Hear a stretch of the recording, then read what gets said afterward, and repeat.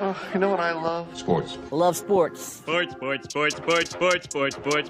it comes to Texas A&M. Where are you getting this information? Let me tell you. Welcome to TexAgs.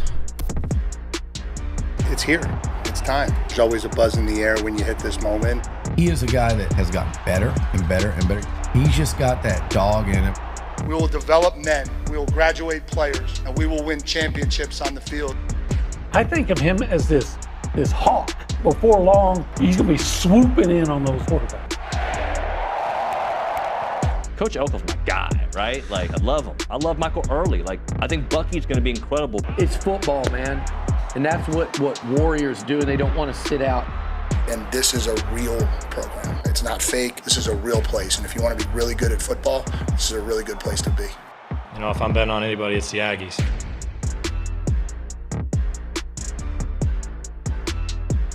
Howdy, everybody, and welcome into a Friday edition of TexAgs Live, presented by David Gardner's Jewelers inside the Rollo Insurance Studios. Texas A&M versus Mississippi State. Across the street, Operation Blackout will commence at 6:30 tomorrow night. I'm Ryan Brauninger in the host chair for the final day this week. To my left, the Dapper Dan man. Let me tell you something, all the listening public out there. You don't have enough spine. You don't have enough grit. You don't have enough talent to be this man right here.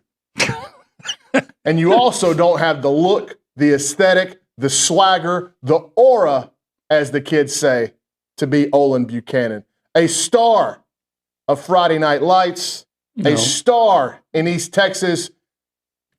You been to the timeout off of 155? I'll take the Fifth Amendment on that one, you know. OB, good morning. Good morning. Yeah, they don't have all those things, right? They don't. But they got money, and I don't. I would check. Olin has, I love, this has kind of been a long-standing bit with us. Get your pomade out. Is that what you call it? Well, that's what I just assume that it is. To me, this is the 90s. I'm stuck in this is the modern version of Brill Cream. Okay. You remember Brill Cream? I don't. Little Dapple, do you? Well, that's the Dapper Dan man. It came in a tube. It looked like toothpaste, and it came out, and that was a little bit before my time.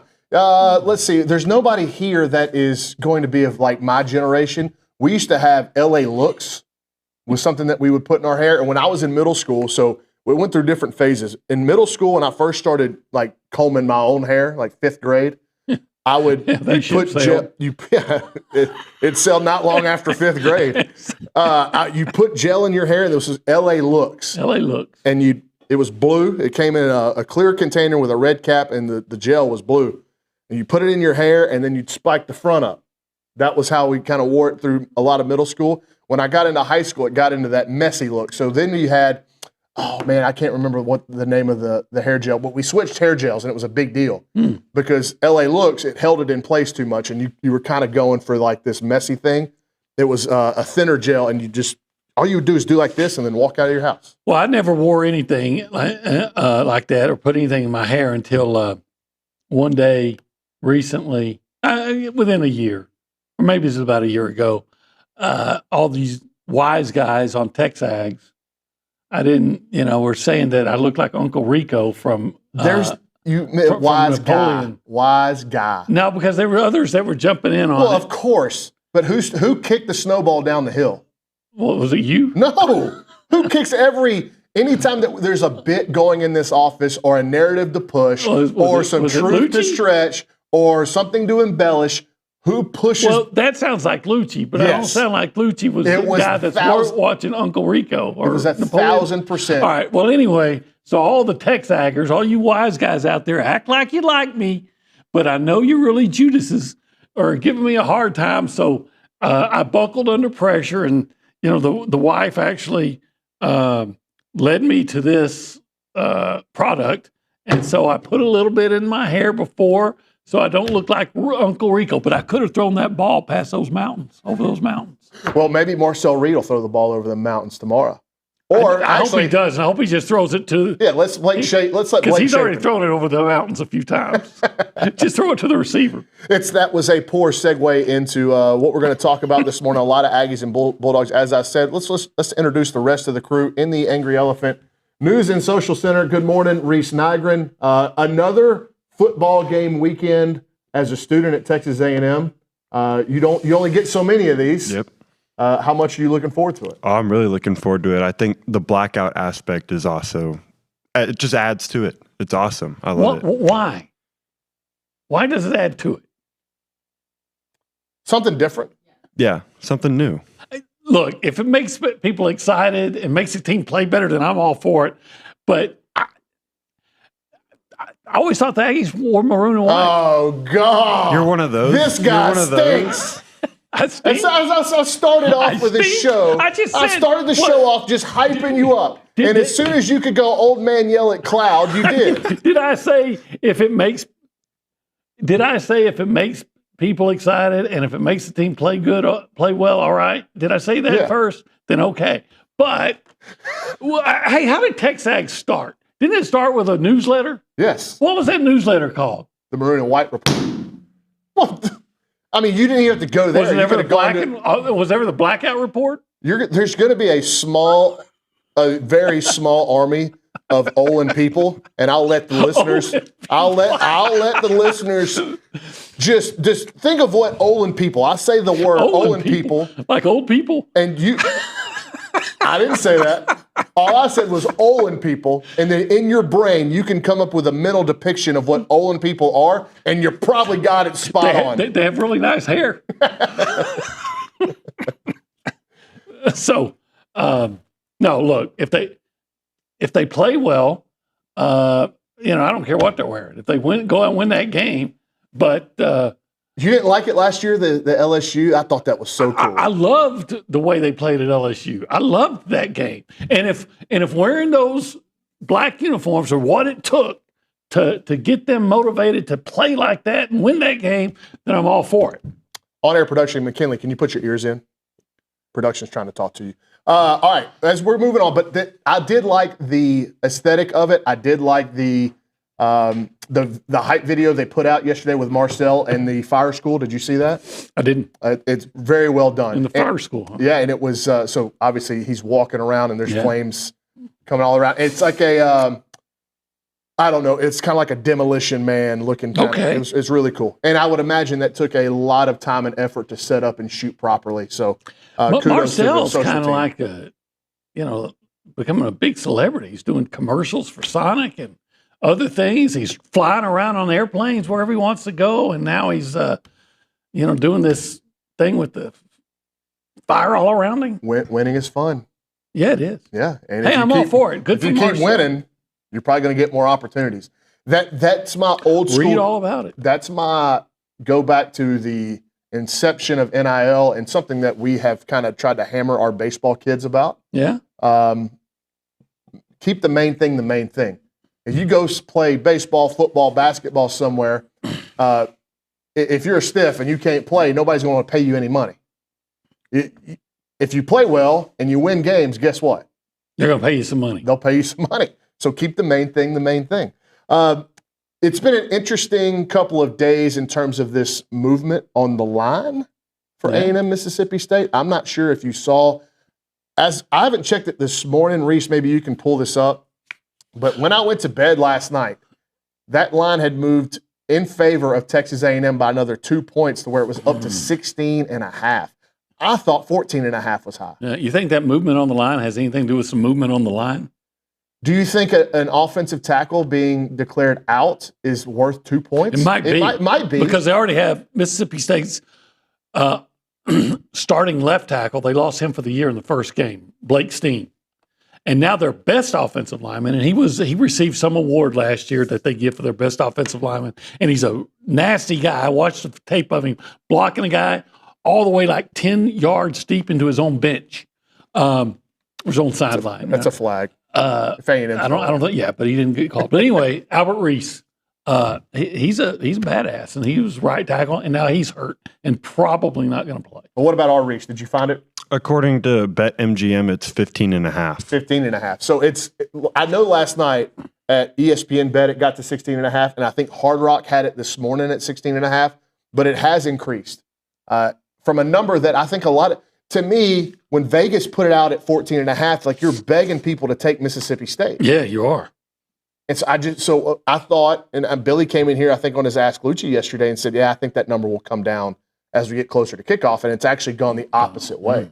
Very peculiar. Another line that has moved. Okay. Texas opened the week as 6.5-point favorites in the Swamp against Florida. That has moved down as of this morning to 4.5. What do you think that is? I don't know. Unless something happened, Florida's pretty banged up. Unless some of those guys that were doubtful or questionable are going to play. Good news. But Texas is getting all kind of good news. Trey Wisner is going to play. Emmanuel Mosley, their the transfer receiver from Stanford, who was highly productive last year, hasn't played yet this season. He's supposed to play. That was the two premier teams in the state of Texas, or the two, I guess, flagship schools in the state of Texas, saw lines move in a little bit of a head-scratching way in the last 24 hours. But we're going to pick those games here a little bit later in the hour. To start the program today, we are running our mouse. There's three things we want to see. This is brought to you by Brazos Running Company, your local Aggie-owned specialty running store. I need to go see them, where you can find Brooks On and Hoka shoes located in Century Square below Star Cinema Grill in College Station. Not during track season. I guess I'm not supposed to read that during track season, or they're not open during track season, but that's what it says. I'm a sucker for whatever's on the television. I'm like Ron Burgundy. If you put it on the prompter, he's going to read it. Or Joe Biden. Well, am I saying something wrong? I mean, if you're going to make talk about old guys. Kate, can you just welcome yourself to the show while we recompose ourselves? Yeah, sure. How are y'all doing this morning? Doing good? Yeah. Olin's on one, as he typically is. What'd I say? No, you're good, Olin. Just keep being you. Just keep being you. It's a Friday. And it's the backup's definitely running the show too. David keeps you on the straight and narrow more so. Although you have had quite the influence on David, I've seen it. You think? Oh yeah, his brain's gotten more and more toxic every time he sits down here with you. Why did I say my brain is can't toxic? blame him. I can't blame him, because if I were around you for an hour every morning and had to look at you and go back and forth with you, and then see that sparkle in your eye whenever you see an opportunity to wedge your toxicity into the show. Listen, I drove to Omaha with this guy playing Afro Man music over and over. And we did do that. He never heard. And he's going to tell me I'm toxic. I didn't even know there was such a thing. Right. He never heard the song. If you're unfamiliar, there is a very explicit song that a lot of kids, I think probably starting at my age, he got popular with my generation. And just because, honestly, the vulgarity of the song is over the top, and it's given it some disgusting staying power, if that makes any sense. Olin had never heard it. If I ever heard that when I was a kid, my mom would have spanked me, ground me, and then made me go to church. Are you talking about Colt 45? Yes. Fun fact, me and when I was a sophomore in high school, that was the last song that we listened to anytime we were on the bus on the way to a baseball away game. That was the last song on the bus. Yep. He's a whole generation behind me. The point is that Mr. Kettle is calling the pot black by saying I have this toxic brain. Well, going back now and thinking about, we should have filmed your reaction to that the first time you heard it. I was appalled. No, you're an Olin. No, you're not appalled. So let's get back to the game. Yeah, again, this started rolling down the wrong track. Yeah, as soon as you started reading everything as soon as you went Biden and started reading everything on the. Okay, three things I want to see in this game. Three things I want to see. I want to see the Aggies protect Marcel Reed and give him plenty of time, because there are holes in that secondary. Mississippi State's talking like their secondary is great. They've given up 15 passes already of 20 yards or more, and there's some question whether their best player on defense, Isaac Smith, is going to play. I'm going to assume he is going to play, but maybe he's not 100%. I just give Marcel Reed time, and you're going to see Mario Craver against his old team and KC Concepcion, the Super Mario, the Immaculate Concepcion, having big plays. So that's one thing I want to see. Can I have a number two? Yes. Second thing I want to see. I agree with you there.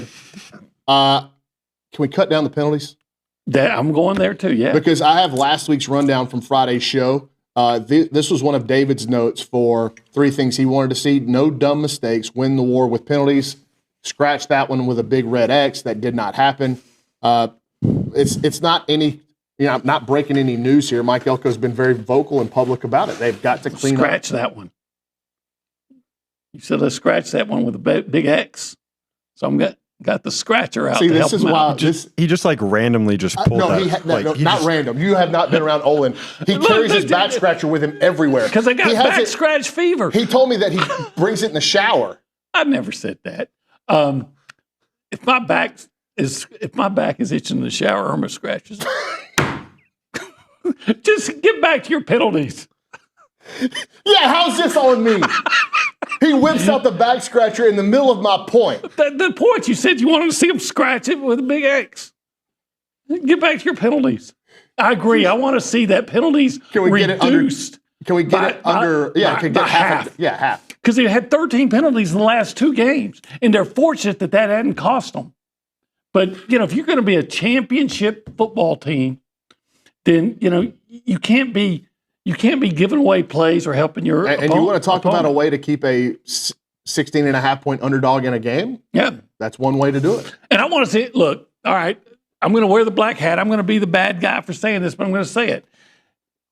If it's 4th and 1 from the 35 out, on their side of the field, go for it. Go for a punt, because you just can't.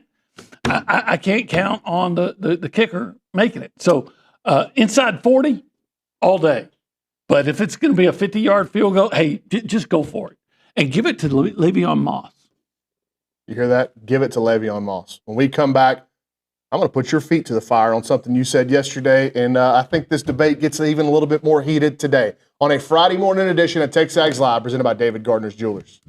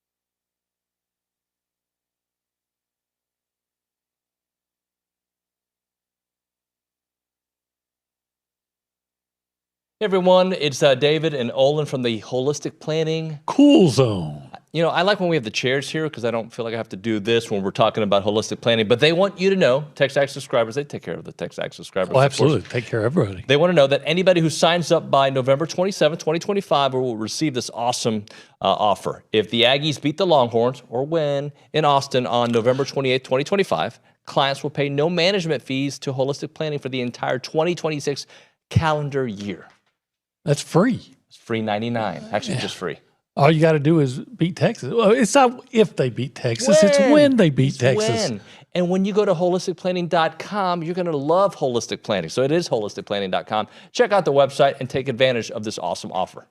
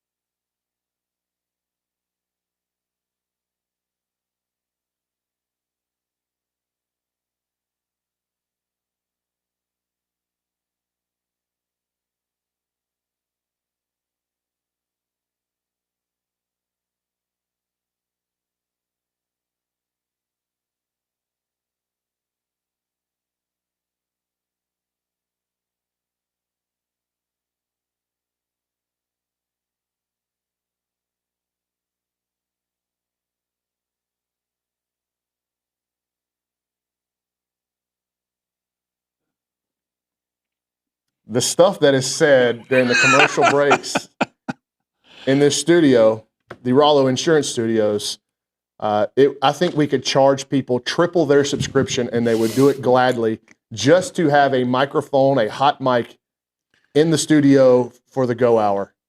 Ryan Brauninger in the host chair, Olin Buchanan to my left. The Go Hour is presented by the Warehouse at CC Creations. Our show is presented by David Gardner's Jewelers. We roll right along, getting you ready for Texas A&M and Mississippi State across the street at 6:30 tomorrow night. Don't forget Aggie baseball tonight, exhibition at Bluebell Park, 12 innings against the Sam Houston Bearcats.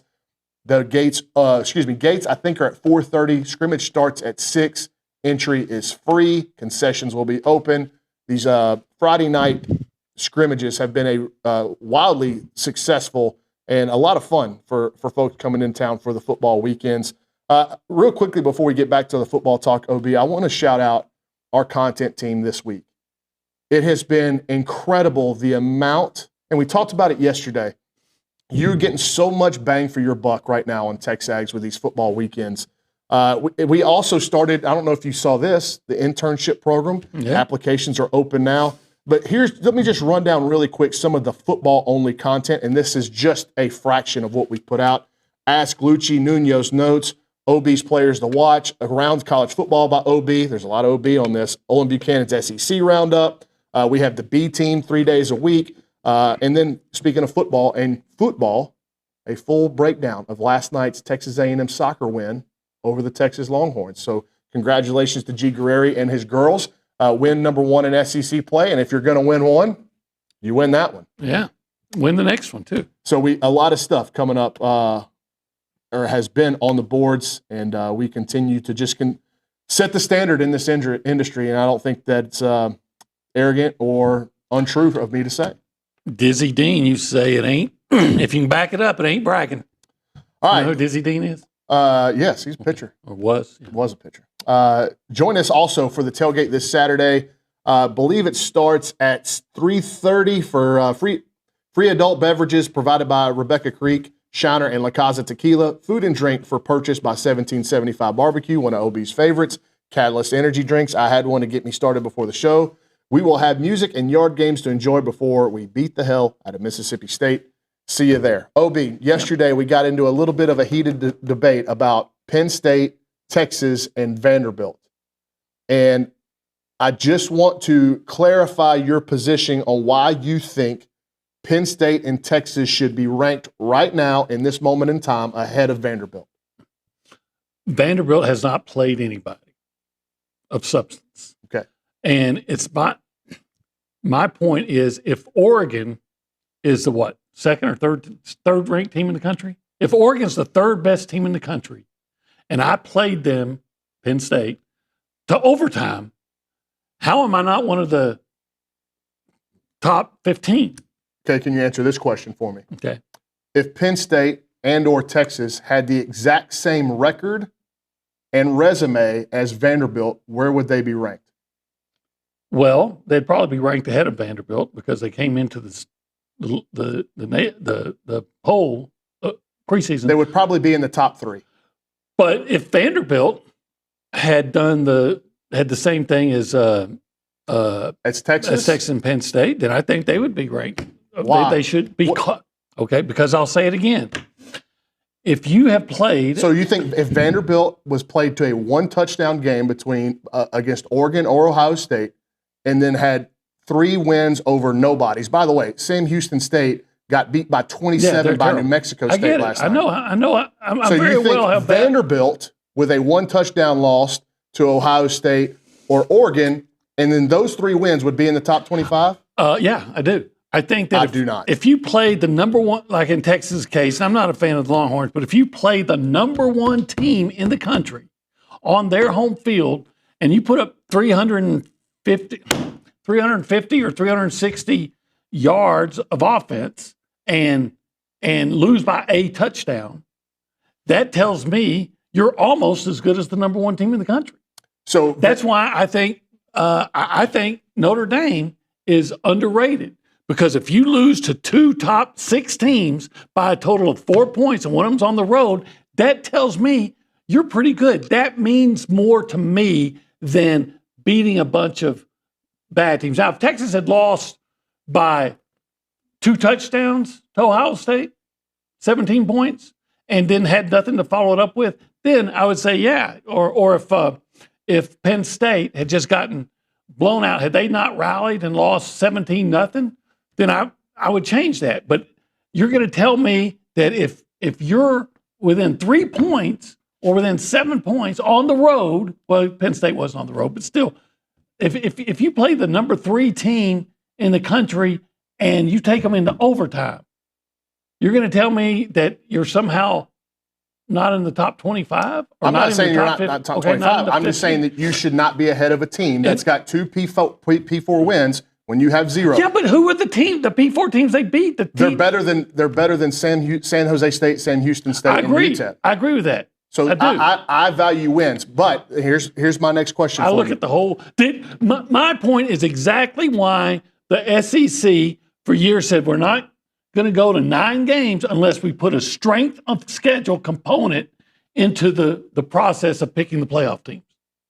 Yeah, and because of the 3 of the 4 games for Penn State and Texas have been disgustingly bad. But you're going to say that about strength of schedule would at least be close to even. Now, here's my other question. By what you just said, if Bama beats Vanderbilt by a field goal, would you then jump Vanderbilt ahead of Texas and Penn State in the rankings? I might, depending on what they do this week. So what I'm saying is you're putting value in close losses. Yeah, in some cases, I really am. So I'm just asking. So if Vandy loses 24-21 to Bama, is Alabama going to be in the top 10 or the top 5? They're going to be probably hovering around there. Although you could start picking apart their schedule. That's the beauty of debating this stuff right now. Is there's so many ways to talk around it because there's just not enough data. Do we want at the end of it? I think Vanderbilt is deserving to be ahead of Penn State and Texas right now in this moment in time. At the end of it all, do we want teams get into the playoff that played that are, let's say, 11-1 or 10-2 against a really lame schedule or a really questionable schedule, or would you take the 9-3 team that lost some close games against highly ranked opponents? Well, yeah, I would. The strength of schedule has to matter. I think we've gotten far afield. Then why are we having this discussion? No, we are having this discussion because we're talking about right now, and I believe right here, right now, here, right now. Jesus Jones. Is that who sang that song? Yeah. Right, that's Van Halen, isn't it? No, it's Jesus Jones. Your tomorrow, right now. I'm sorry I brought it up. No, this is right here, right now. It's different. I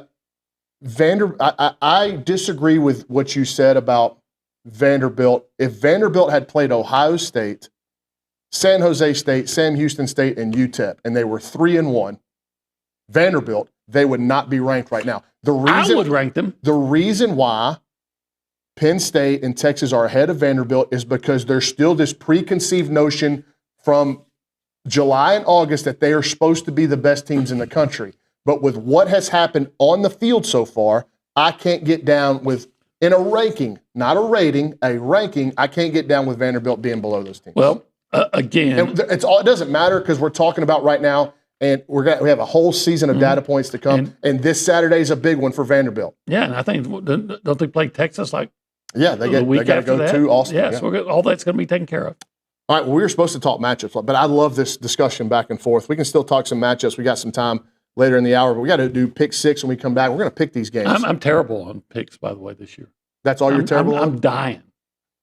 We're all dying. I'm going to let Reese make my picks this week. No. People, they tune in to hear your picks so they can fade you. If you be fading Olin Buchanan. If you will take everything I pick and just go the opposite, you're going to be a rich person. That's exactly right.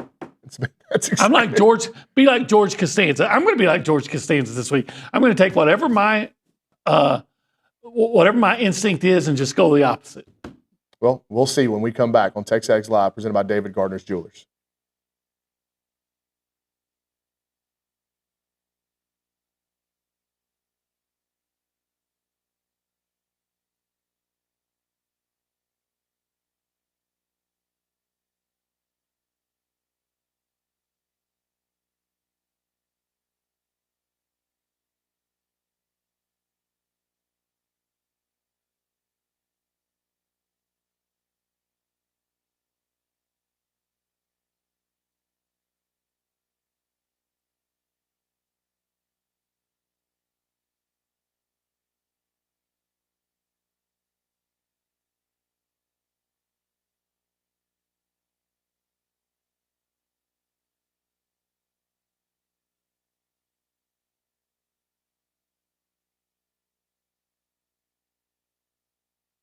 Let's talk a little Snaps clothing. David Nuno here, and I love wearing Snaps clothing everywhere. I've got the flannel on right now. You've seen me in the Tailgater collection with the A&M gear. It is fantastic. If you see me around town with my sons, Christian and Cruz, they've got a bunch of Snaps gear. When they have big games for Consol, they wear nice clothes, so they wear their Snap stuff. And I'm telling you, with baseball season here, let's all kind of go looking stylish and fit to the games there at Olson wearing the Snaps clothing. As a reminder, they are the only official licensed Texas A&M Pearl Snaps maker out there. Their Tailgater collection is built for game day with breathable, moisture-wicking fabrics to keep you comfortable while you rep your Aggies in style. Now, whether you're watching the game from home or maybe you're in attendance, you're tailgating, whatever it may be, you got to make sure you head to snapsclothing.com to see everything they have to offer. It is fashionable, it is awesome, and you're going to love it.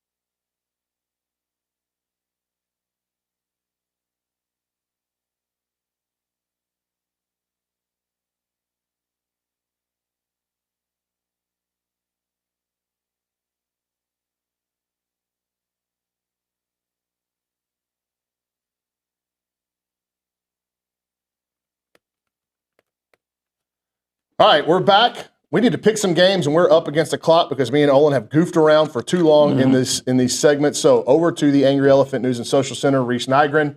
Let's pick some games. All right, the first game up kind of feeds off of y'all's conversation last segment. Number 16, Vanderbilt heads to number 10, Alabama at 2:30 on Saturday. Alabama is 10.5-point favorites. That's a lot. I've said it yesterday on B Team. I'm on Vanderbilt because if I were able to bet and laying real money on this game, I don't want to be in the fourth quarter pulling for Kalen DeBoer and Ty Simpson. I would want to be in the fourth quarter pulling for Diego Pavia. So that's the only reason that I would take Vanderbilt plus the points. Well, I hope Vanderbilt wins, but I'm going to take Alabama. That's probably the wise decision. I'm just saying I'm laying the money because my instinct is to take Vanderbilt. But I'll take Alabama. I'm going to make Olin pick these first every time. Okay. So, next one. The second game, number 11, Texas Tech heads to H-Town to face the Cougars at 6 o'clock on Saturday. Texas Tech 11.5-point favorites. I'll go with the Red Raiders. Pulling for you, Connor. I hope you do it. I am too, Connor, but I'm taking the Red Raiders. Yeah, but I think we're going to have tortillas flying and guns up in Houston. Yeah, that could be any day.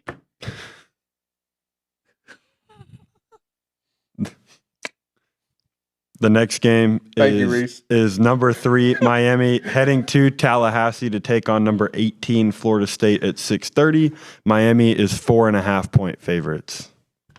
I'm going to go with Miami. I'm a Hurricane believer. I'll take Miami to win and cover because I think that you are going to ride the roller coaster with Tommy Castellanos and a Gus Malzahn offense, and I think we've seen the highs of that roller coaster in Week 1 against Alabama, maybe the ceiling. And if that's the case, and if you go back and look at his career at BC, he's extremely streaky.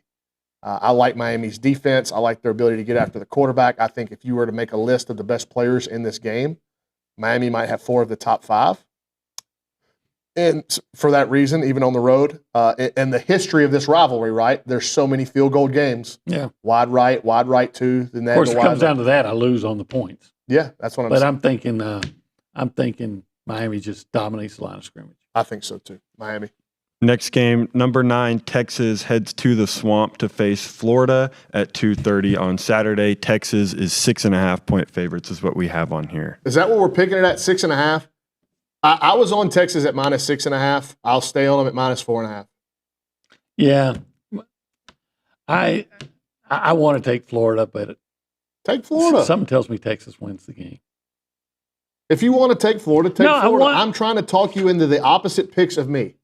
Oh, because you're. I don't blame you.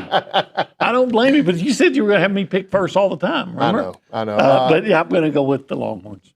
And that's one of those picks too. Where I've seen too much of DJ Lagway, and maybe this would be true of me if. What are you thinking about doing here? Drinking tequila, La Casa Tequila. It's completely random. I know. What's wrong with you? Well, you're the one that. I was in the middle of making a good point. And I needed some tequila to be able to listen to that. I've seen a lot of DJ Lagway as he's right down the road to Willis. I've just watched him for so long. I think there's something wrong. There's something's got to be not right with him. And he does seem hurt. He's too talented of a player to be producing outputs. And the game plan that they had against Miami was like 6 yards from the line of scrimmage was the extent of it. That also tends to make me believe that there's something not right. At least Texas has moved the ball against bad FCS or FBS teams. Florida hadn't moved the ball against anybody. Yeah, and they do get Trey Wisner back. Except Long Island. They get Trey Wisner back, and then they get, like I said, Emmanuel Mosley. I'll take Texas and cover. Next game, the number 12 Georgia Bulldogs play host to the Kentucky Wildcats at 11 a.m. on Saturday. Georgia's 20.5-point favorites. Kentucky.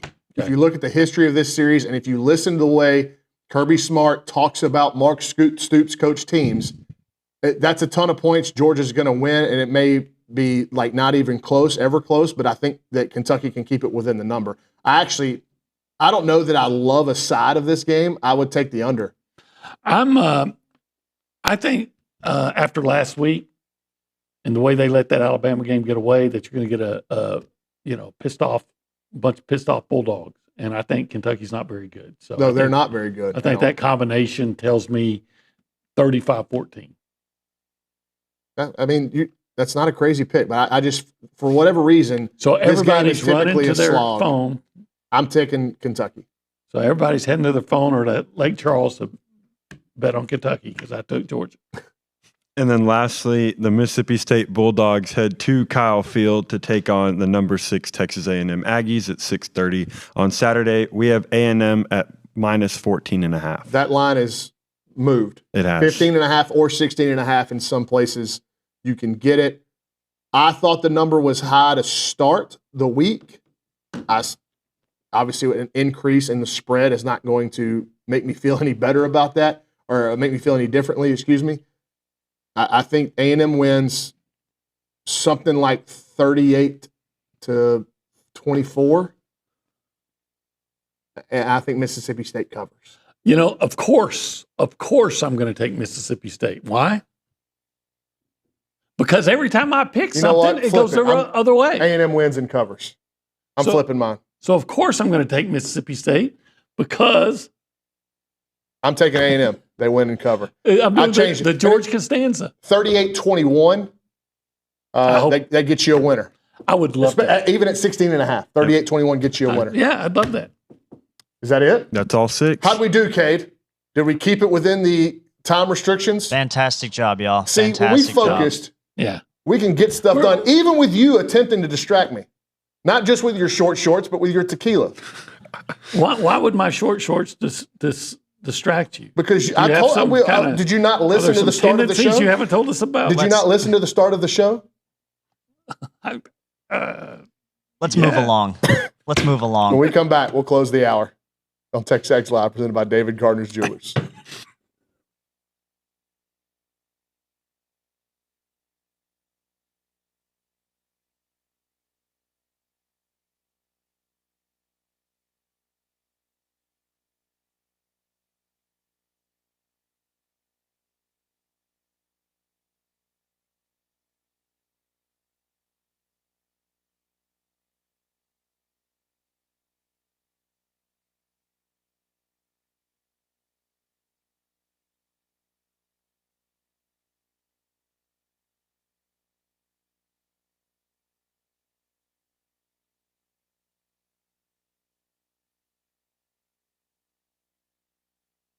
Hey friends, David Nuno here for Prize Picks. They're back on TexAgs, prizepicks.com/TexAgs. Use the code TexAgs to get $50 once you play in $5 lineups. And Prize Picks is the best place to win cash while watching sports. Football season's here, basketball coming up, baseball, you name it. You go to prizepicks.com/TexAgs and start having some fun watching sports, making some money on there. And you can play Prize Picks in over 40 states, including California and Texas. Remember, they'll give you $50 in lineups once you play $5 lineups on Prize Picks. And they have the new thing. It's called It's Good to Be Right campaign, and they're kicking off the upcoming NFL season with their bold new campaign, It's Good to Be Right. The seasonal long push celebrates the thrills of getting it right, from the perfect prediction to winning your Prize Picks lineups. Prize Picks, it's good to be right.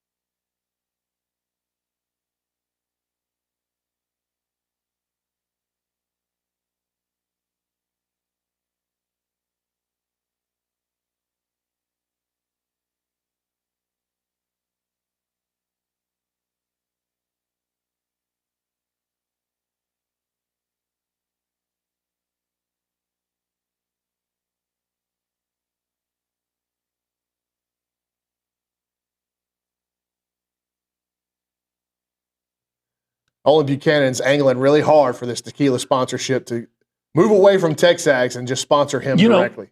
I don't often drink, you know that, but when I do, margarita. It sounds like one of those interesting man in the world.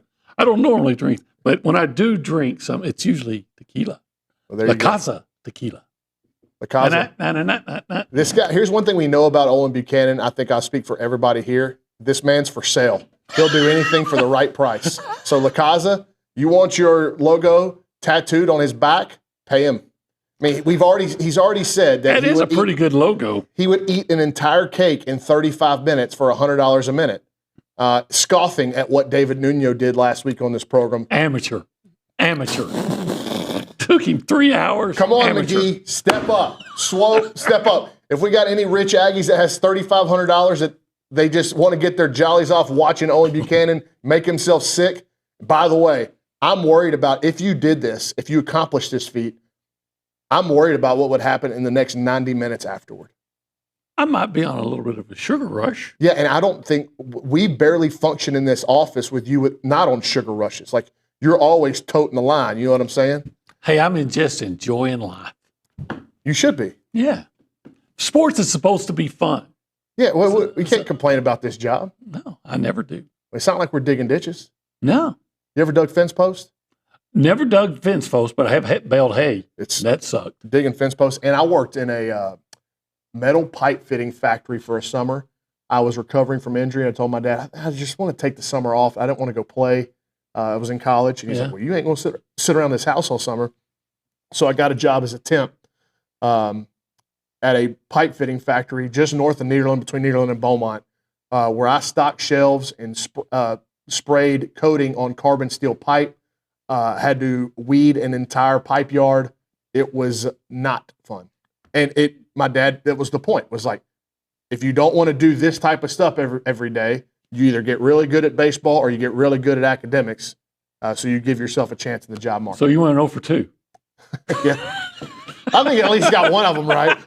I got one of a ground ball found with eyes, found a hole. Ground ball with eyes. All right, final segment of the Go Hour presented by the Warehouse at CC Creations. We have got to bank on it. Bank on it is presented by Vera Bank, authentic relationship banking built for real life. Go see Joel Jackson and the team. Learn more at verabank.com. Last week, David had Casey Concepcion and Mario Craver with 100 yards receiving as his bank on it. He got halfway there. Yeah. Casey had 100 yards, and Mario, without the unfortunate break of a couple of penalties, might have gotten there. Yeah.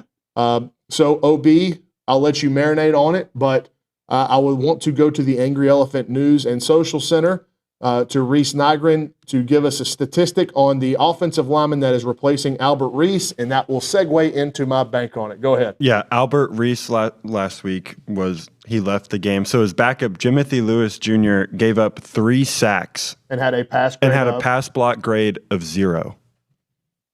Cassius Howell, multiple sacks against Blake Shapen. You're going to give me a Dan Hayes. I'll take Cassius Howell. Okay. I'll take Cassius Howell with a 3-sack performance. If you're going to tell me that a kid came into his home stadium as a backup and allowed 3 sacks and had a pass block grade of 0, which means he equaled a pass blocking grade of Olin Buchanan, Cade Bickham, McKinley Polanski, Reese Nygren, and Ryan Brauninger put together.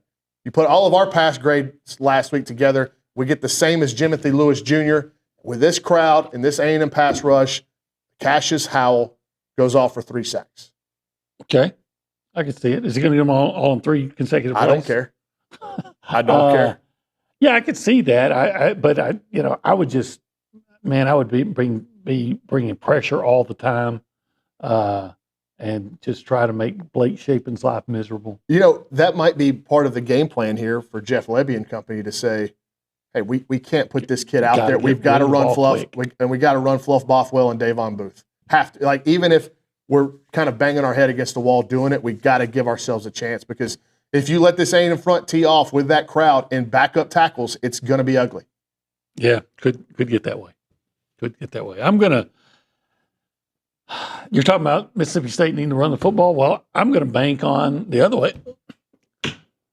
Le'Veon Moss. Leave it up to Le'Veon. I'm banking on him. Look, Mississippi State, they feel like they've been playing pretty good run defense. They held Tennessee to 131 yards and Northern Illinois to 125. If Northern Illinois can get 125, I'm looking for about $150 out of Le'Veon Moss. What was your stat earlier about explosives in the passing game for Mississippi They've State? given up 15 passes of 20 yards or more. Now, you might say in 15 games, so what? I mean, in 5 games, so what? Well, one of those games gets Alcorn. Oh, yeah. You know? Tennessee hit them for some big balls over the top. Yeah. And one of them was, Southern Miss. I mean, it's not like they played the most explosive teams out there. So I think there are big plays to be made. And I think Casey Concepcion and Mario Craver and Terry Bussey can make them. A&M might be Amari Niblack.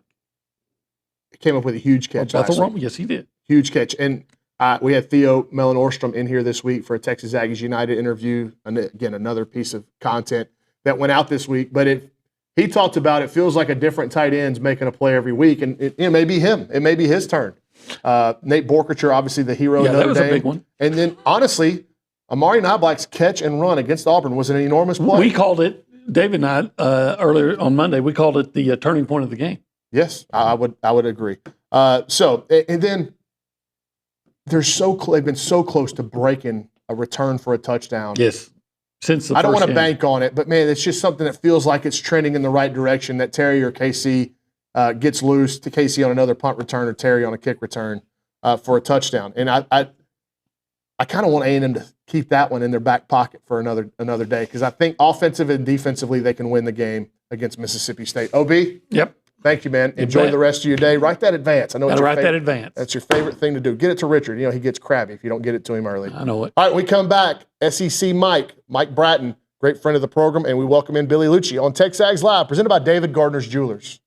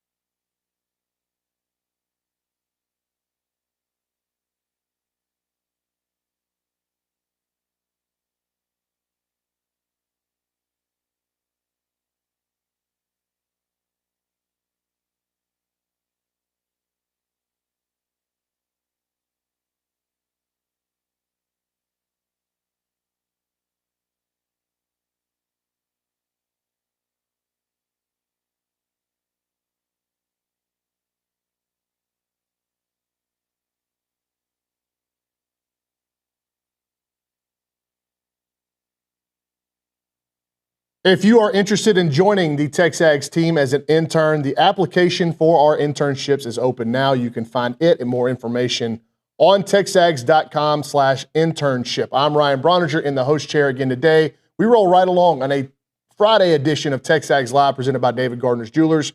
We go out to the phone lines, the Buppy's Catering and Bartending phone lines. We talk to our great friend, SEC Mike Bratton. Another week, man, it feels like we just kicked this thing off 2 weeks ago, Mike, and here we are basically at the middle of the season. Yeah, and I'm wearing my black for Texas A&M this weekend. I'm fired up for the game tonight, or tomorrow night. I think Mississippi State A&M, it could be the best game of the weekend in the SEC. You think so? There's been some interesting line movements over the last 24 hours, Mike. The Aggies, I thought the number was big to start the week, 14.5. That's a lot of points for a Mississippi State team that I think is impressed a lot of folks given their preseason expectations. The line in some places today, 16.5. A&M's favored by on ESPN Bet. Hard Rock has it at 15.5. Where are you at on this one coming in? I know you probably expect the Bulldogs to give the Aggies a little bit of a fight. Oh, yeah, no doubt. And Mississippi State, for those that haven't watched, I assume most people watched them last week, but against Tennessee, but they've been looking a lot better the entire season, particularly on the defensive side of the football, and they can really run the football, which I know A&M's kind of got that cleaned up on the defensive side of the football, but, can you do it week in and week out? That's another challenge to have. So I think Mississippi State's going to be effective on the ground. I think this is going to be a 4-quarter ball game. I do like A&M to win it, but I'll take the points all day in a game like this. Mississippi State always seems to play A&M pretty well. Yeah, there's everybody that predicts games across this ever-increasing college football space. They're like, that's too many points. And I understand that. It was too many points, I thought, when the line came out. But Vegas might know. It's like they're begging people to pick Mississippi State, and I think everybody is. Yeah, well, I mean, I just think that's the reality of this conference. I know there's a seemingly every game on paper looks like a double-digit spread, I think, aside from Texas, Florida. But, man, I just think week in and week out, I know it's like I'm turning into coach speak over here, but in this conference, I think almost anybody could beat anybody. And I think laying the points is not wise in this conference. It's just, maybe if there's like a starting quarterback's injured or an Arkansas situation where they kind of quit on the coach, there'll be a blowout. But otherwise, I mean, heck, we saw it last year, right? Kentucky beat Ole Miss. I mean, that was shocking. But that shouldn't shock us, I don't think, moving forward, because I think all these teams are so grouped together. I really do. Yeah, like you mentioned, man, the margins are so fine in this league across so many sports as well. And then now with the uptick in basketball, we're seeing it on the hardwood. But I want to go back to a point you made, Arkansas. Sam Pittman out and Bobby Petrino rides again in Fayetteville. Just, isn't it crazy for those of us that were, I mean, that was kind of the height. I was just getting through grad school. I was in grad school at A&M when all that stuff happened. It's crazy to see him back in charge of that program, but it felt kind of inevitable when Sam Pittman brought him back as the OC. Oh, yeah. No, and I don't even know, truthfully, if Sam Pittman wanted him as offensive coordinator. And again, he's a great offensive coordinator, but you kind of knew this was going to be coming, right? So, I don't know what Arkansas is thinking, though, in this respect. This is like a layup, a slam dunk. They should have already announced it. The NIL package with Harley Davidson. I mean, just get out in front of this thing. Yeah, people can't make fun of you if you're making money and you're helping the players out. But every day that passes that Arkansas has not done this, I think that's why they're not in the NIL game like some of these others.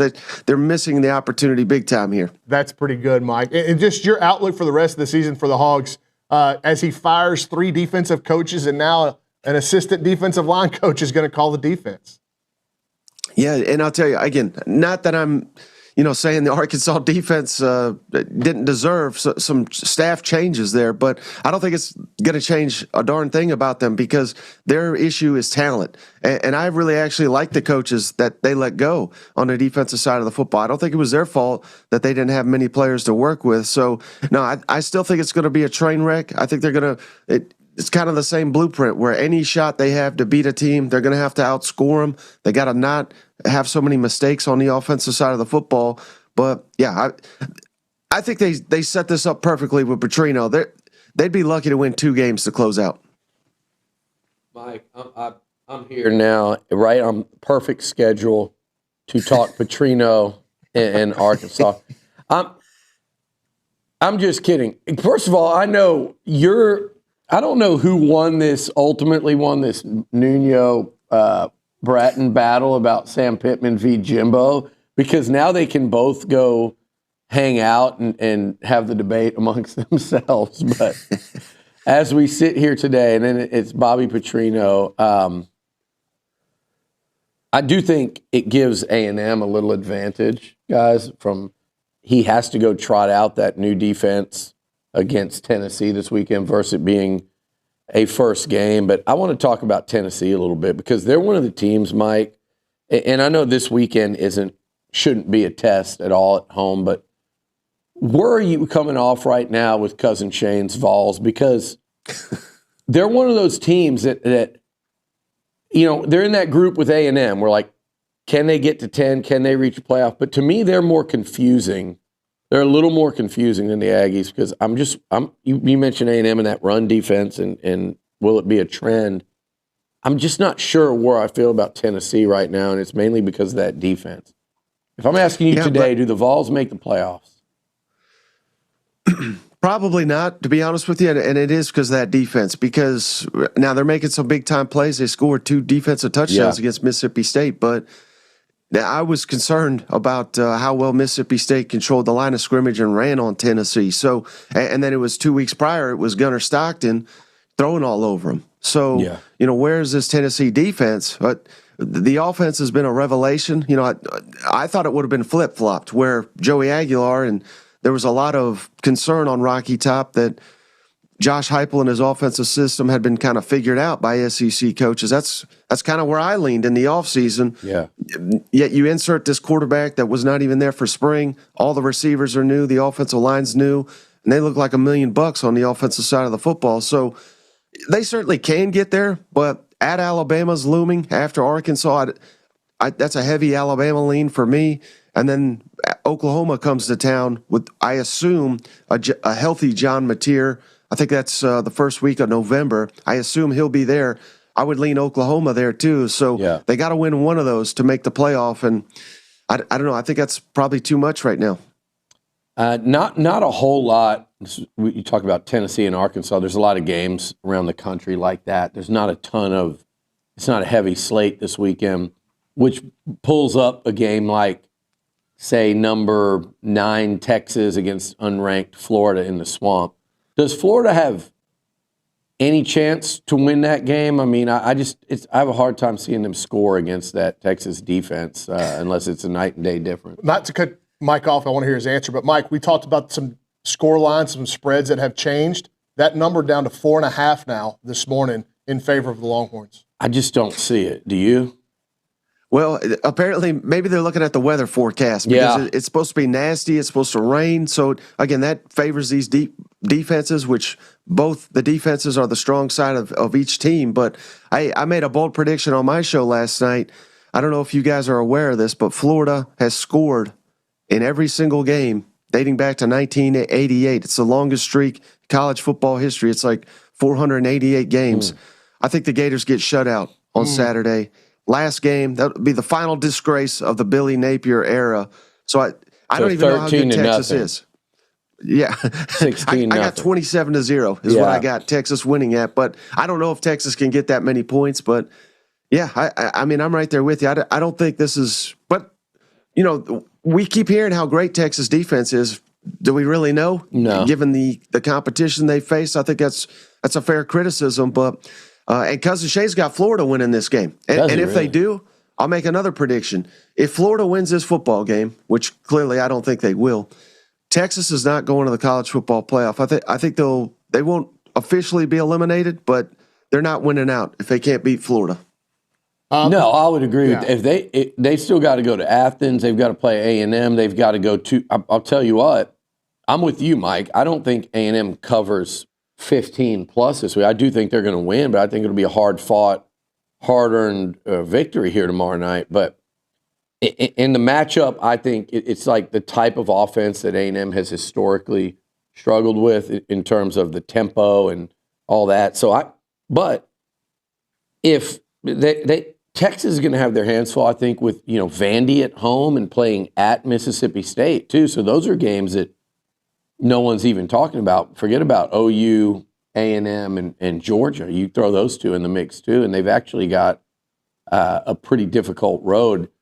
I think they're going to beat them. I think Florida's got nothing left. So that leads me to my other question to you, Mike, is who is fired first out of Napier, Freeze, and Mark Stoops?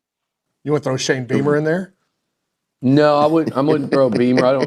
I think they're sick of him, and they're going to get sicker of him. But I think that would be more like if he could get out. Yeah. But yeah, I mean, I'm with you. Well, a former Texas A&M coach for about 12 hours or whatever it was, Mark Stoops. I don't think they can fire him. I really don't, because I knew he had a massive buyout, but I didn't realize it was all due in 60 days. So anybody that's unfamiliar, he's got $38 million buyout, all due within 60 days. That's insane. I don't know that Kentucky's willing to foot that with basketball season right around the corner. So I think he's relatively safe unless they can negotiate that buyout down. And he has publicly said he will not do that, which why would he, So I think he's safe. But A&M was going to pay him $9 million a year. I think Billy Napier, if he gets skunked this weekend, like I predict, I think this is the final game of the Billy Napier era. So I'll go with him. But hey, while we're having some fun here, I'm surprised you didn't ask me this. If Texas loses,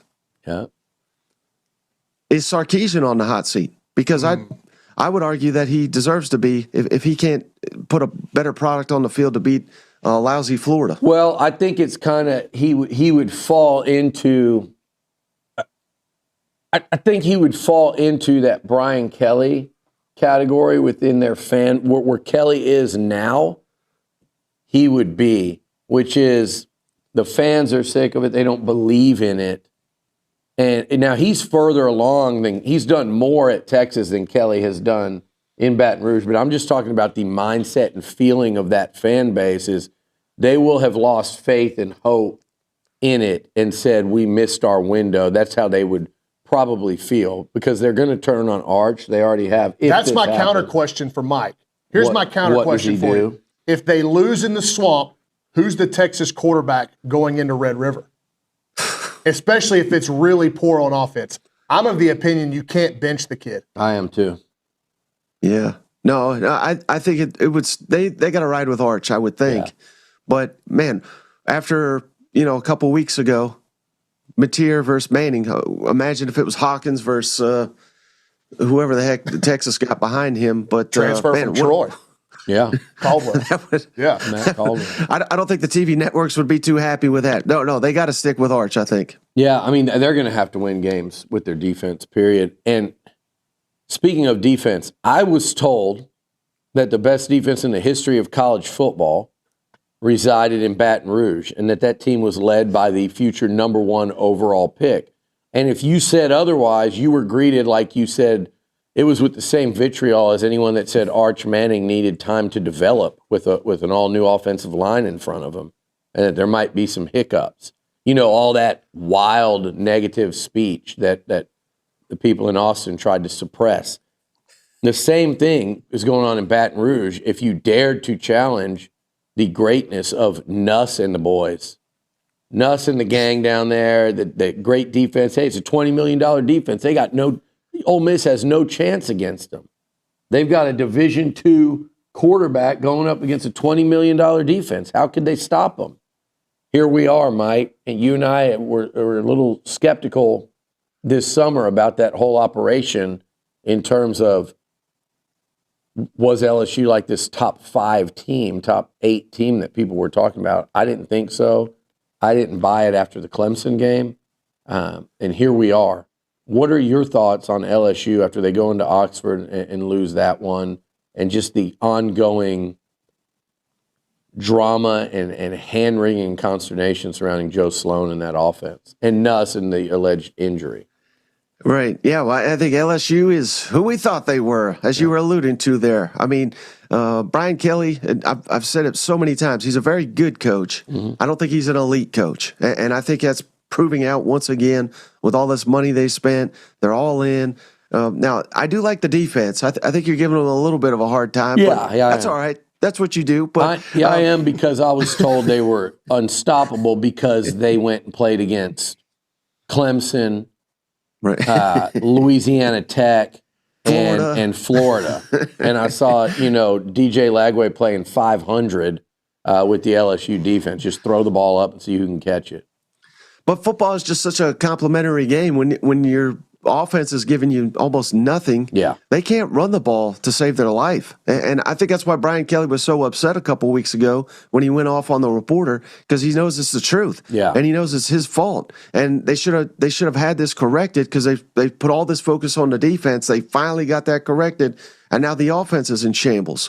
So now I think they'll be better, because I don't know, just watching Nuss, I do think he's hurt. He just doesn't even have the zip on his ball anymore. He cannot throw the ball down the field.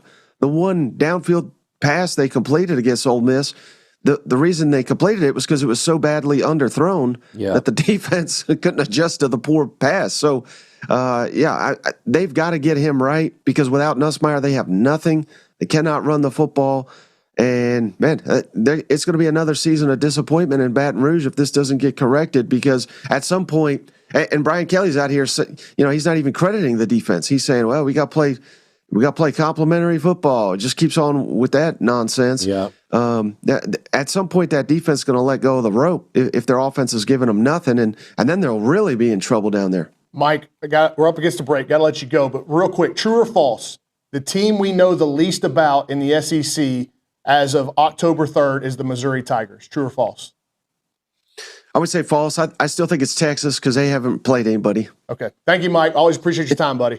All right, buddy. Appreciate you. See ya. See ya. All right, Mike Bratton on TexAgs Live, the Buppy's Catering and Bartending Hotline. When we come back, a lot more with Billy Liucci as we get into the bottom of the 9 o'clock hour, get you ready for the final countdown, everybody's favorite hour of the week. We welcome the brothers Grimm, Steve and Slarth, to the Rollo Insurance Studios when we return on TexAgs Live.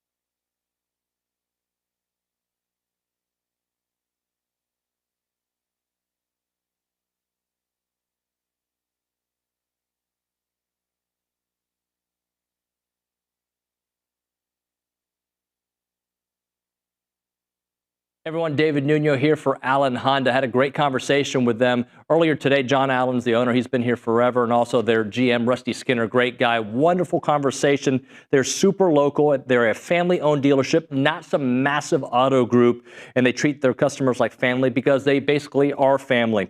They're Aggie alums. They love Aggie sports, and they've been serving the Brazos Valley with integrity, with passion, and commitment to excellence for over 50 years, which is very rare, by the way, for the independents because people trust them. And that's why they've been doing it for such a long time. Whether you're looking to buy, lease, or service your vehicle, you can count on them for transparent, no-pressure experience that puts your needs first. And I can attest to it. Had a great conversation about my own situation with them.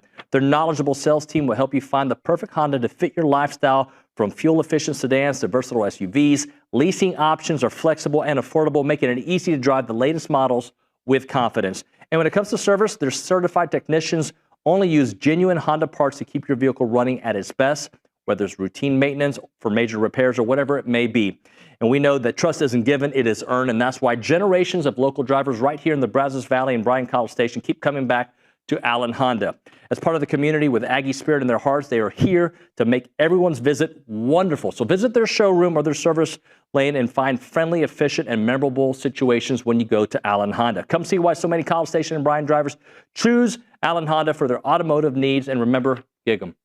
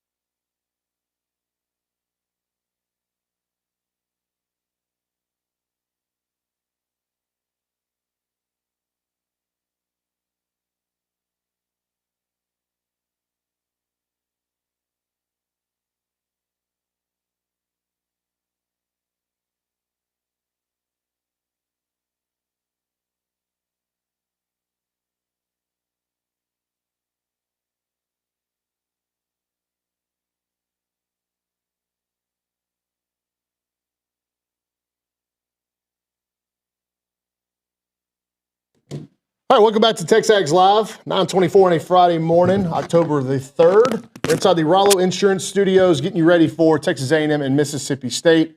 Go over to the Angry Elephant News and Social Center, read a few text comments with Mr. Reese Nygren.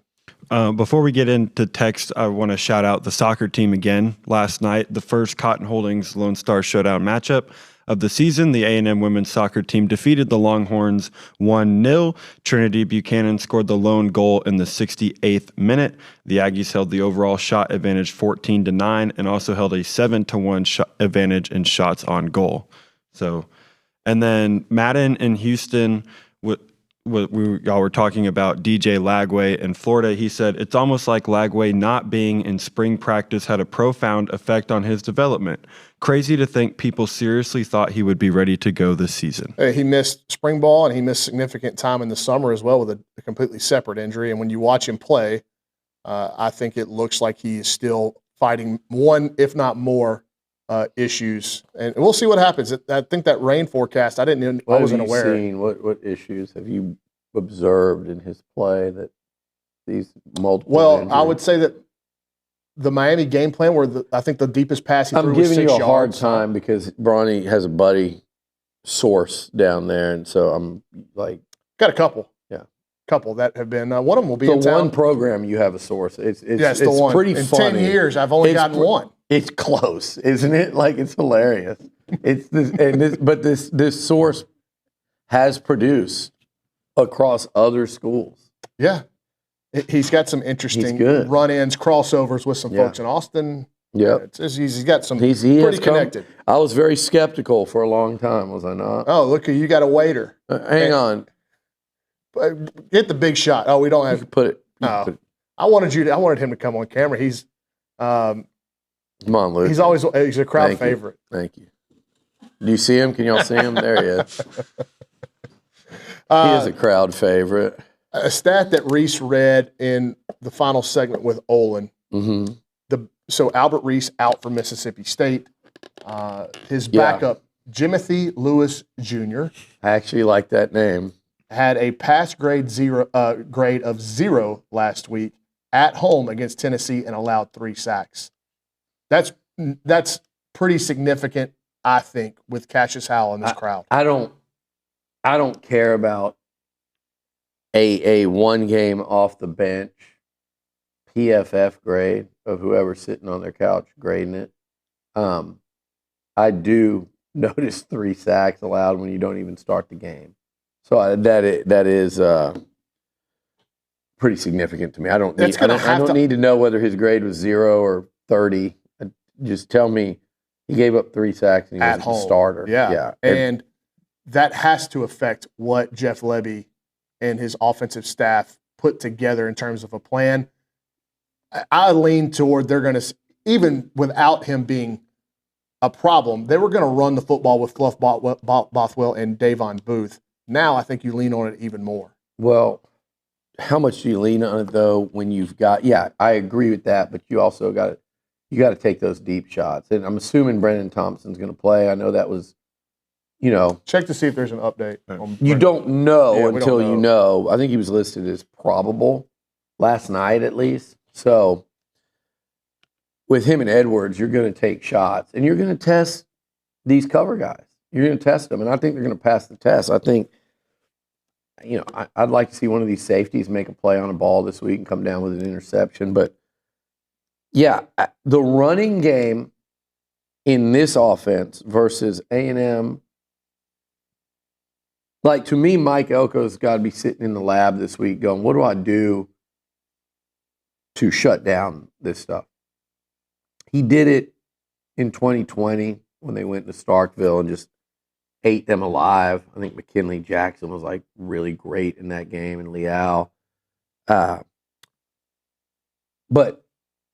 I think like Arkansas, here's how some of these games have been.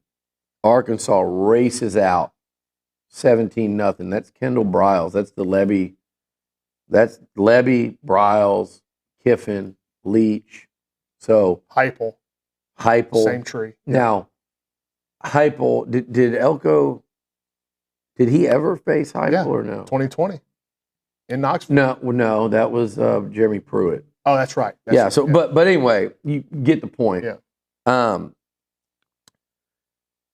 They spread you all the way out, and so it masks some of these linemen because you put that bad tackle out there, and it's a longer angle, tougher angle to get to the QB. But yeah, it's the tempo in the run game. And you think about Arkansas in 2021, and it was 17-0 after 3 possessions. And KJ Jefferson, they hit the deep shot. Was it to Burks or whoever it was over Miles Jones? Yep. And then Oxford, they were down like it was only 12-0 at halftime, but Ole Miss had like 300 plus yards in the first half. Matt Corral, Aggies bent but didn't break in that one. It's the run game. You go back to what Dart and the guy that transferred to Ohio State, Quinshon Judkins. Yeah. Remember Quinshon and Dart here, along with Zach Evans in that one where they won 31-28. It's always been a lot of times it's been that run game, and I think it has directly to do with that tempo. And they try to catch. They're going to try to catch the Aggies in certain personnel. They're going to try to snap it quickly when they're not aligned and they haven't properly aligned, and that's what they're going to try to do the whole game. That's a wonderful game plan if you have 2 new tackles essentially against a crowd that's going to be amped. Yeah. Like you want to take the crowd out, get first downs, and run the football. That's what they're going to do. That is what they're going to do, and also in hopes of keeping the A&M offense off the field, because I heard SEC Mike say their defense has been good. I think their defense is ripe to be. They've been okay. Yeah, I'll put it this way: A&M will have played. It's the 3rd best defense A&M's played, and I know Notre Dame's defense isn't putting up numbers, but I'm sure the state coaching staff would trade that Irish group. So, to me, I think that's the game plan, and I think that's Mississippi State's best path to keeping it close. And if the Aggies can step up and stop that run game, that's the path to this looking more like the spread does. I agree. All right, on the other side of the break, more with Luch. We come back on TexAgs Live, presented by David Gardner's Jewelers.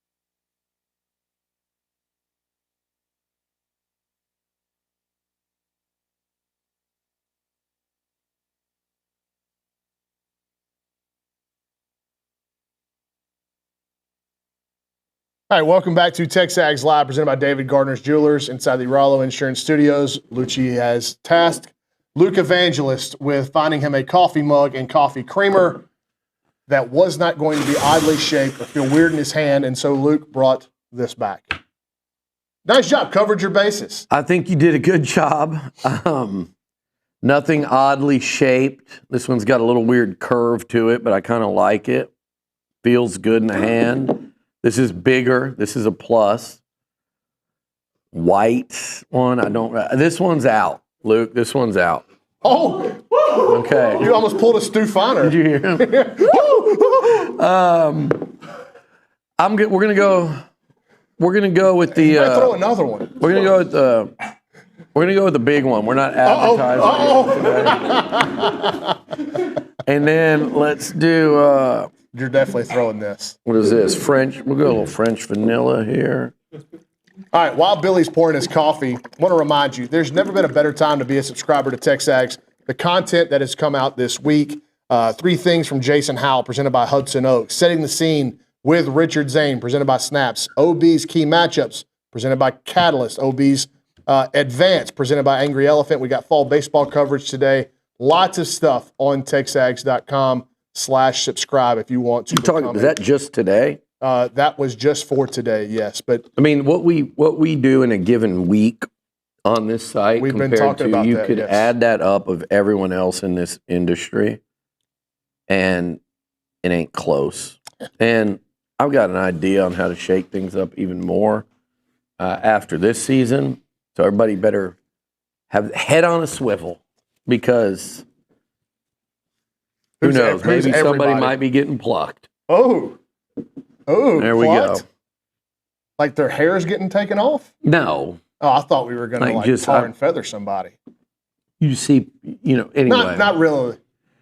Anyway, the content we've been putting out this fall, I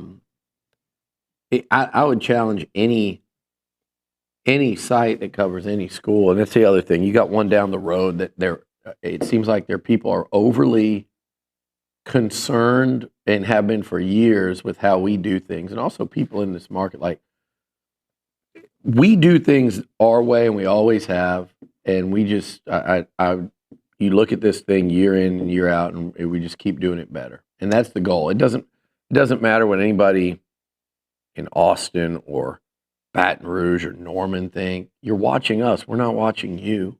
We do what we do, and we've done it for a long time. In 10 years, it gets better and better. I've been here for 10 years now, and even going back and looking at what we were producing 5 years ago, I remember COVID being a time where, necessity is the mother of invention, where we had to come up with different ways to make content. And I think some of those initiatives that we started then have carried over and blossomed into something now. And then look at this place, man. Like, who else has got this? And I actually commend, there's some folks right up the road at a sister site of ours at Baylor that have done some really nice things in terms of their expansion. So, and by the way, here's we're not haters in this space at all. Like, no, we get defensive because of the targeting that goes on. It's like you want to make a name, target us, and I'm talking about other places, around the region and country. To me, if I'm ever looking at what other people are doing, it's to get ideas. It's not to steal information or content. It's to get ideas. It's not to ridicule the ideas and the way other people are doing things. It's not to judge and look down. That's what people, I feel like, at some of these other sites do to us. And sometimes there are people that know us, which is particularly disgusting as you're listening today and know who you are. But I'm looking around other sites all over the country every day, including, like you said, the one up there in Waco. They do a terrific job for ideas on how we can get better. And that's how I think this space should be. And that's where someone like Josh Pate rose up the way he did. He just kind of, I think, talked about sports, talked about and kind of followed what's being received in the podcast space and the content space, and he's just evolved. At the core, does what he's always done, but he's just kind of evolved as this thing's gone on. That's the goal here. So if I see, going up to Chicago and seeing Barstool stuff, there's not a lot of overlap there. There's kind of a similar, when you talk to Casey, a similar feel of just kind of the work and, everybody's just there having fun, but there's a lot getting done. And, you're trying to build this monster, and we've done it in our space, and that's what we try to do. We don't try to go outside of it. But just, you mentioned this desk, and I'm looking in that room over there, which people that don't know, that's where we have operated the show for a long time. And this is a great setup. It's incredible. I like what y'all adopted over there with the B team, the way that set is.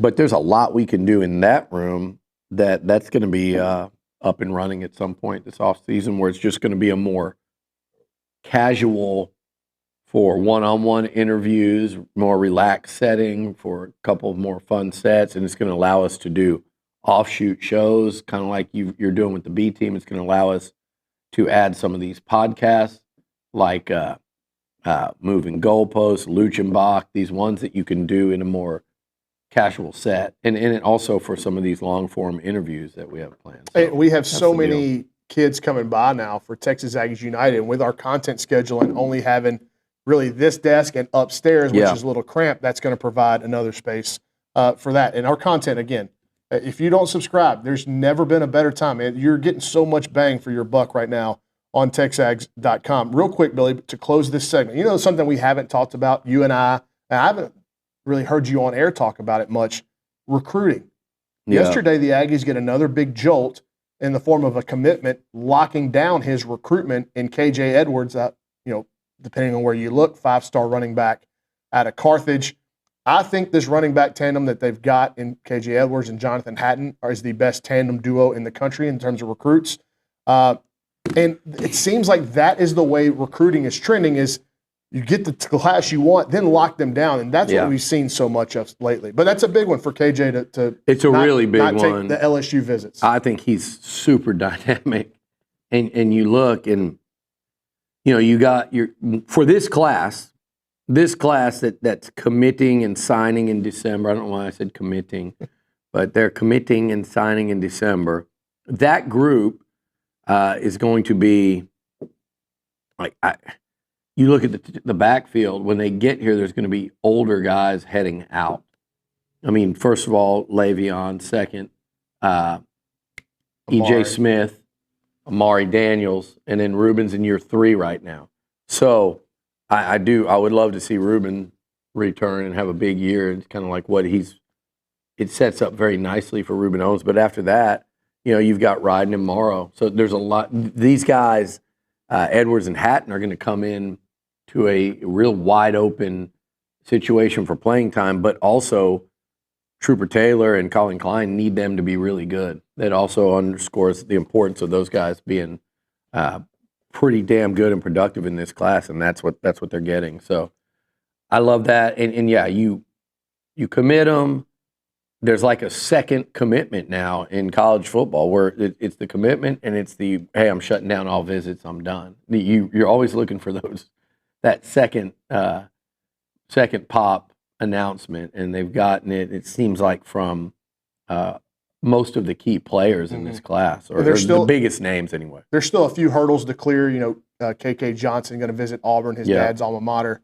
I wanted to talk a little bit and get your publicly. By the way, before you hold that thought, when you said Auburn, that's why beating that ass, which is what they did Saturday, is important.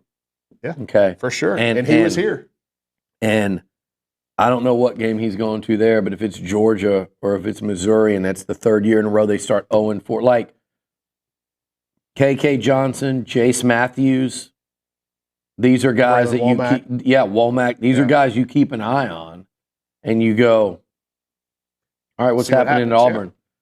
Same thing with, the 2 Texas kids that you wanted that are currently committed to USC. I'm not saying Lincoln's getting fired, but if Lincoln goes 9-3 this year, where's the buzz there? Where's the excitement at SC in terms of his future? So there are some little situations to keep a close eye on as this season progresses. One of the bigger stories, I think, in this commitment class right now is the receiving corps. And Madden Williams and Aaron Gregory get a lot of headlines, deservedly so. Yep.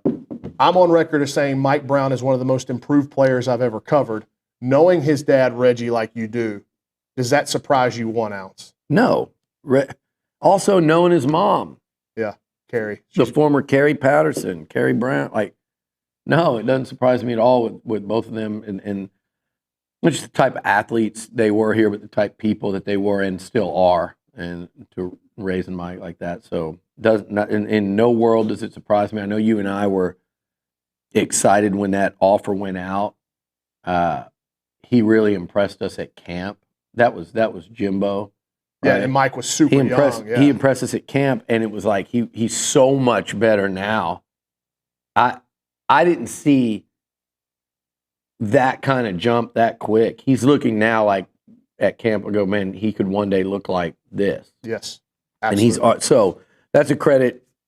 Again, like it doesn't surprise me at all. But now, where you look where he's at right now, like I think he's one of the more underrated players in this class per like the rankings and stuff. They haven't caught up to. He and KK and they Johnson, will, yeah, for sure. and they will because they're doing it. Both of them are doing it on that level. And for Reggie and Carrie to have the careers that they did in the way you would never know. They're not psycho sports parents. They sit off to the side. They enjoy watching their kid. Reggie Brown, he's been a gem for me to get to know. I know you've known him a long time. Just a great dude. He's fun. By the way, the other thing about Reggie, he's so funny. Yeah, I mean, very dry. Yeah, yeah. It just you're gonna get hit with it, and then you kind of have to run it back in your head and go, "That's pretty good." He's always been that way too. All right, don't get him on a basketball court though. Pretty good. Oh yeah, he was good, but that group, him and the late great Eddie Jasper Troop, and some of those guys, you didn't want to run into them at the rec center. You weren't getting don't physical, you dare physical game. Very physical, and don't you dare call a foul. Like, don't come in there and start calling fouls, Reese. I could see you, little ticky-tack touch foul. Oh, Reggie, that's a foul, man. I'm just kidding. It's not a foul. Yeah, exactly. All right, we come back. We'll close the 9 o'clock hour with Billy Liucci. A lot more to get to on TexAgs Live, presented by David Gardner's Jewelers.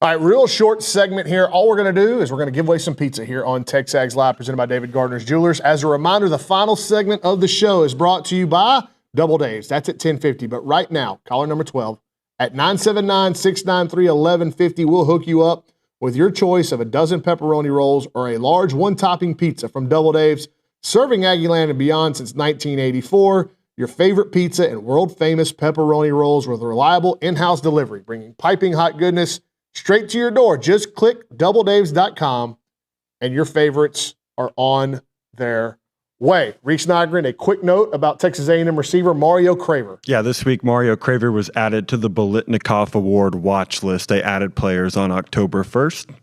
With his performance, he was obviously good enough to get Deservedly added. so. Yep. Deservedly so. All right. Good 9 o'clock hour. Entertaining. Been an entertaining, fun show so far. When we come back, we have even more fun. I think the best hour of radio this town produces in a week. On deck, the final countdown with Billy and the McKinney brothers coming up on TexAgs Live, presented by David Gardner's Jewelers.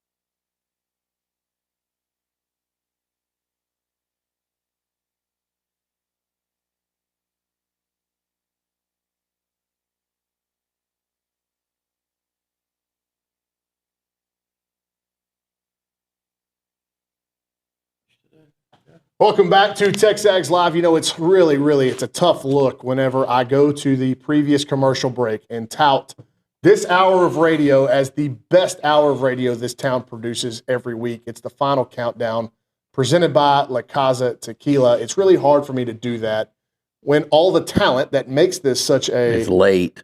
...is late. Quit putting on your makeup, Billy. It's eye cream. I'm glad we caught this. Well, I mean, you caught it? Like, I didn't know. Like, oh, my God. Whoa, please. Okay, that's not bad, dude. You got me this time. Everybody, we welcome in the fourth member of the broadcast, Steve McKinney. What's up, fellas? Well, you must be happy this week, Glanville. finally. Steve is Glanville, dude. The man in black, man. I love it. Speaking of men in black, Billy, very interesting. You know, Steve used to. He and this guy he grew up with, Taylor Atchison. Seth, you'll appreciate. They practiced and learned the Men in Black dance and would like do it at various club bars in College Station. It's quite the show. Like that song would come on and those two lunkheads would go out there and do the, like whatever it was, and it was like a choreographed routine dance. Quit worrying about that. Let them worry about that so you can appreciate that Steve and... I got my kicks out of it. I heard the visual of him dancing like Will Smith and Tommy Lee Jones. That's all I needed. Yeah. in public, in a bar, like clear out some space. That sounds like something. I've been to some places with him. He may act like that. Yeah. Seth's spontaneous. Seth is definitely not choreographed. that guy. No. Speaking of choreographed, what's the eye cream? Let's talk more about this. What is it? What do you want it? It's good. Do you want some? It's called puffiness. 111 Skin, or maybe Miss Skin. I think it's 111 Skin. He right? can't see. I have no clue. Get it at some little shop up in Dallas and Highland Park. All right, let's go to the Angry Elephant News and Social Center. Reese Nygren has an announcement he'd like to make. We wanted to wait for Seth. He's been wanting to make it. Yes, and we wanted for Seth to be in here whenever this news. You call him Nygren now? I don't think Nygren.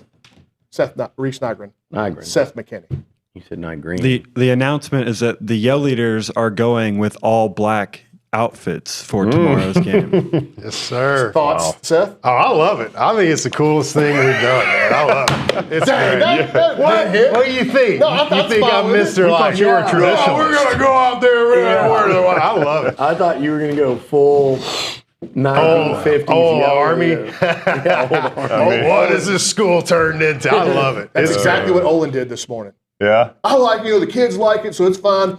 But when Billy Liucci started this company, what was it called? The Maroon and White Report. Then he put his hand on the table. Wasn't called the Black and White Report. I like with the uniforms the constant trying of it. I'm not going to love every one of them. You're not. Nobody's going to love every iteration.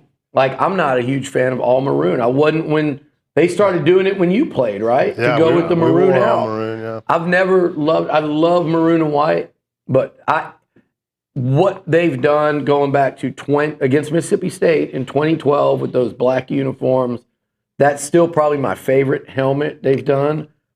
That was awesome. It's sitting on my mantle on my fireplace. I love that one. And what they did last year with the all black uniforms was probably my favorite. One of my two favorite alternates. That other one in 2012 was probably it. I love that they're going to do a 75 throwback this year. I love those ones they did. I forget what year it was, but it looked like the old Michigan helmets, and they kind of made them to look leather. So you just keep trying. They're not always going to hit, but the all black were awesome. The ones they did against Kentucky to throw back to like your 98 team. Yeah, I thought those were cool. Those were really cool. There's a lot of people I that like said, the Aggie script, man. On the helmet, I think that's sharp. Feels like there's a maroon helmet with white Aggie script coming. We haven't seen it yet. Yeah, that'd be cool. And a white. Yeah, that'd be good. I love what the haven't black you liked one. besides the all maroon? I mean, honestly, it's the all maroon. I didn't like. I mean, again, like it doesn't bother me, and I liked the result, which was a win, and I liked the look. I didn't like I would like the Notre Dame all whites with just the ATM on the helmet versus the script. I like the script on the all black way better than I did on the white, but I still liked them. I loved them. But to me, like, take that uniform and put the block ATM on there, I think that would look. Haven't they not done that? Yeah, I guess they have. That's just the icy white. I liked the helmets for the 98 throwback. I thought that was the sharpest, like the size of the ATM on the side of the helmet. I was a really big fan The of that. 75 ATM is going to be pretty cool, I too. know one I didn't like, and it also is Mississippi State, and it also we also like the uniforms that coincide with victories. So the blackout, you beat the brakes off of LSU. Those 98 throwbacks, you won a game against I think they were number 10 or 11, maybe they were 11 Kentucky team at Kyle. Yep. You like those better. Obviously, you went up to South Bend, and those you may as well, put in case one of those uniforms to commemorate a great win. But it coincides with a beatdown at the hands of Mississippi State was when Dak Prescott and those guys, and we tried it out there in like those mirror uniform, like the helmets were like mirrors. Oh, is that right? Yeah. Yeah. Let's never do that. And here's what pissed me off about that is they had was it State of Texas on the jersey? Silver, like chrome silver. That was the worst thing they ever did, and they got paid back for it with a smackdown. So, yeah, you can't completely mess it up, but I get what Olin's saying, but I think our fans, I'm proud of the fan base in general, that it's not just the young people. I feel like everybody has embraced the idea of the blackout. They've gotten into some alternate uniforms because I don't think Elko and them are going crazy with it. They're not. They're just, hey, let's make the script Aggies an alternate thing that we occasionally do. That's cool. I think that's different. It's fun. I love it. I mean, you got to have something to talk about each week on that. I mean, something else besides the game, and I think that's great, man. The players like it. Gets the media, social media. The recruits, players love social media, NIL, recruits, all that stuff. The fan base, matters, man. The fans wait each week to see what you're gonna. It's all about branding, marketing. Yeah. I mean, you got to excitement. You got to be present on social media. You got to give them something to talk about. Yeah. The guy with the golden arches. Exactly. He gets it. You got to understand But marketing. The Big Mick. A lot of people are doing a really good job. A lot of people are doing a really good job over there when it comes to uniforms, along with Adidas. Let's give them credit too, because people always want to do the Nike Adidas thing, but I think they've done a good job with A&M uniforms. Before we look ahead, we always like to look back a little bit. Texas A&M beats Auburn 16-10 last Saturday at Kyle Field. Penalties a major story. You two guys know a little bit about holding penalties. I don't know much at all. Seth, maybe? I don't know. But Steve, we'll start with you. Just overall takeaways from a game that, as we've said millions of times, the scoreline didn't properly indicate the flow of the game. Yeah, I mean, I think we can all agree with that. I mean, I think as you're watching the game, A&M really controlled the game on both sides of the ball for the most part. And the penalties were certainly a problem because they brought back so many big plays and killed so much momentum in a lot of the drives. But in my mind, those are things that can be cleaned up. These are just, a lot of times you're going to have technique errors, maybe fundamental errors that kind of lead to these penalties. You get your head on the wrong side of a guy, you end up holding a little bit, you get called for it. 9 out of 10 games, they're not even calling that. All of a sudden now they're calling it. Yeah. So you got to adjust to it. If they're going to call it, you got to fix the problem. But we're certainly capable of doing it. And I don't think, hopefully moving forward, that's not something that holds us back. Well, very rational, reasonable, well thought out answer built on experience. And it's what you would expect from a former offensive lineman that played at y'all's level. But I had one guy come in here after the game, and he was like, we officially got a penalty problem. And it's a problem. We've got it. Welcome to the world of having an issue.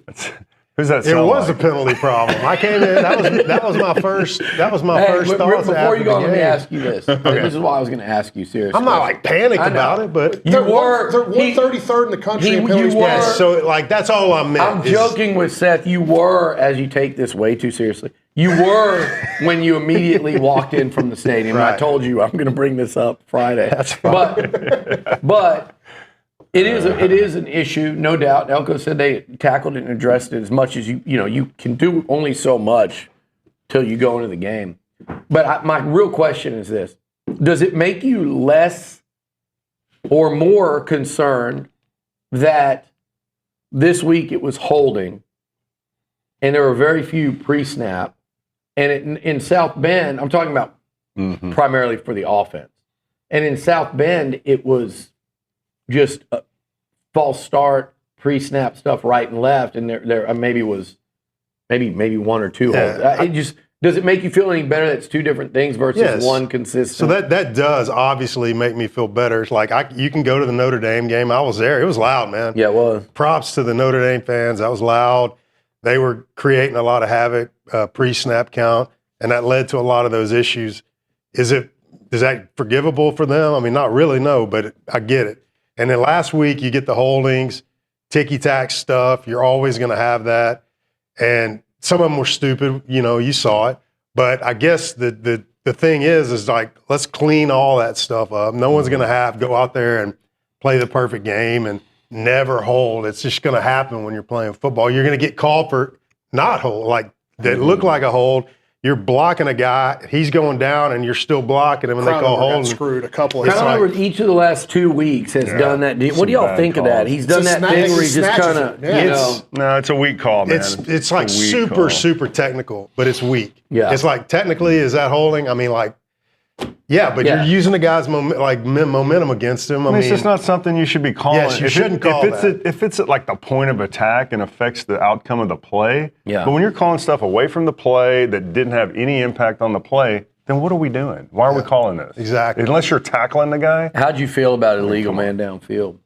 It's the right call. I saw. I didn't see it. It's frustrating. I saw it. Mr. Official here. How far was the guy downfield? He looked like he was 3.5. I don't know. 3.5. He looked far. Like I people watched get away that play. With that all the freaking time. It was annoying, but you're right. They got all the time. Well, watch what happens. Jeff Lebby's going to run that RPO scheme with that up You don't think they're tempo. gonna be For down? sure they are. But I think Armaje was kind of out there by himself. It made it a pretty easy it didn't call. look good. It looked like an easy call to make. What I want to highlight is that I think when the plays went on, when you're on that other side, it had zero impact. He wasn't. I don't think he was downfield looking to block, like deceive them. And he wasn't selling the run. Yeah. I think on a touchdown play with a game hanging in the balance, you it was definitely ticky-tack. let that one slide. Well, I'm not over here taking up for refs, by any No, means. well, here's my thing on the penalties. Like Elko said too, like they need to first and foremost get rid of the crap pre and post snap. So like, yes, I thought they kind of screwed Regis when he took the guy down. That was a bad call. But on the second one, and Regis got a 15-yarder against Utah State, I think it was, for a hand. Those are in play. But the running into the punter, he had no business being near him on that one. Those Basantis, I know the ref kind of grabbed him and he pulled away, like, get off of me. Those things they have to eliminate because it's not just A&M, but nobody in the SEC is good enough to overcome. You can't give stuff back. Billy, but the league has a penalty problem. Well, for sure. So don't beg them. There's 10 teams from 100 or worst in the country. 10 teams in the SEC rank 100 or worst in penalties per game. And Texas is right outside of that at 98. Yeah. Last year, Reese looked it up. There were 6 teams at the end of the year that were 100 or worse. Now we're all the way up to 10, 11 if you want to count Texas at 98. Wow. That seems to me like there's been a mandate set. To throw more flags. Yes. Yeah, that's all we need is to extend the length of the college football game with all these advertisements now. With hey, but you know what I'm going to say? You can say all you want about officiating and this and that. 2 things. Number one, we finally got a couple holding calls go our way, and they wiped out about 60 yards in offense for Auburn and ended 2 drives. But the second thing is, still on Marcel's scramble in South Bend, and then on the last play of the game, the fact that we got no flag calls, and that was like, hey, we're going to get you back on this one. We've been screwing you guys for a long time. Well, it's almost like a coin flip. We'll every take play. it. Yeah, I'll take sometimes that the coin for comes sure. up on your side. When we come back, a lot more to get to. We'll start looking ahead to Saturday night's matchup with the Mississippi State Bulldogs at Kyle Field. We move along on the final countdown presented by La Casa Tequila on TexAgs Live, presented to you by David Gardner's Jewelers.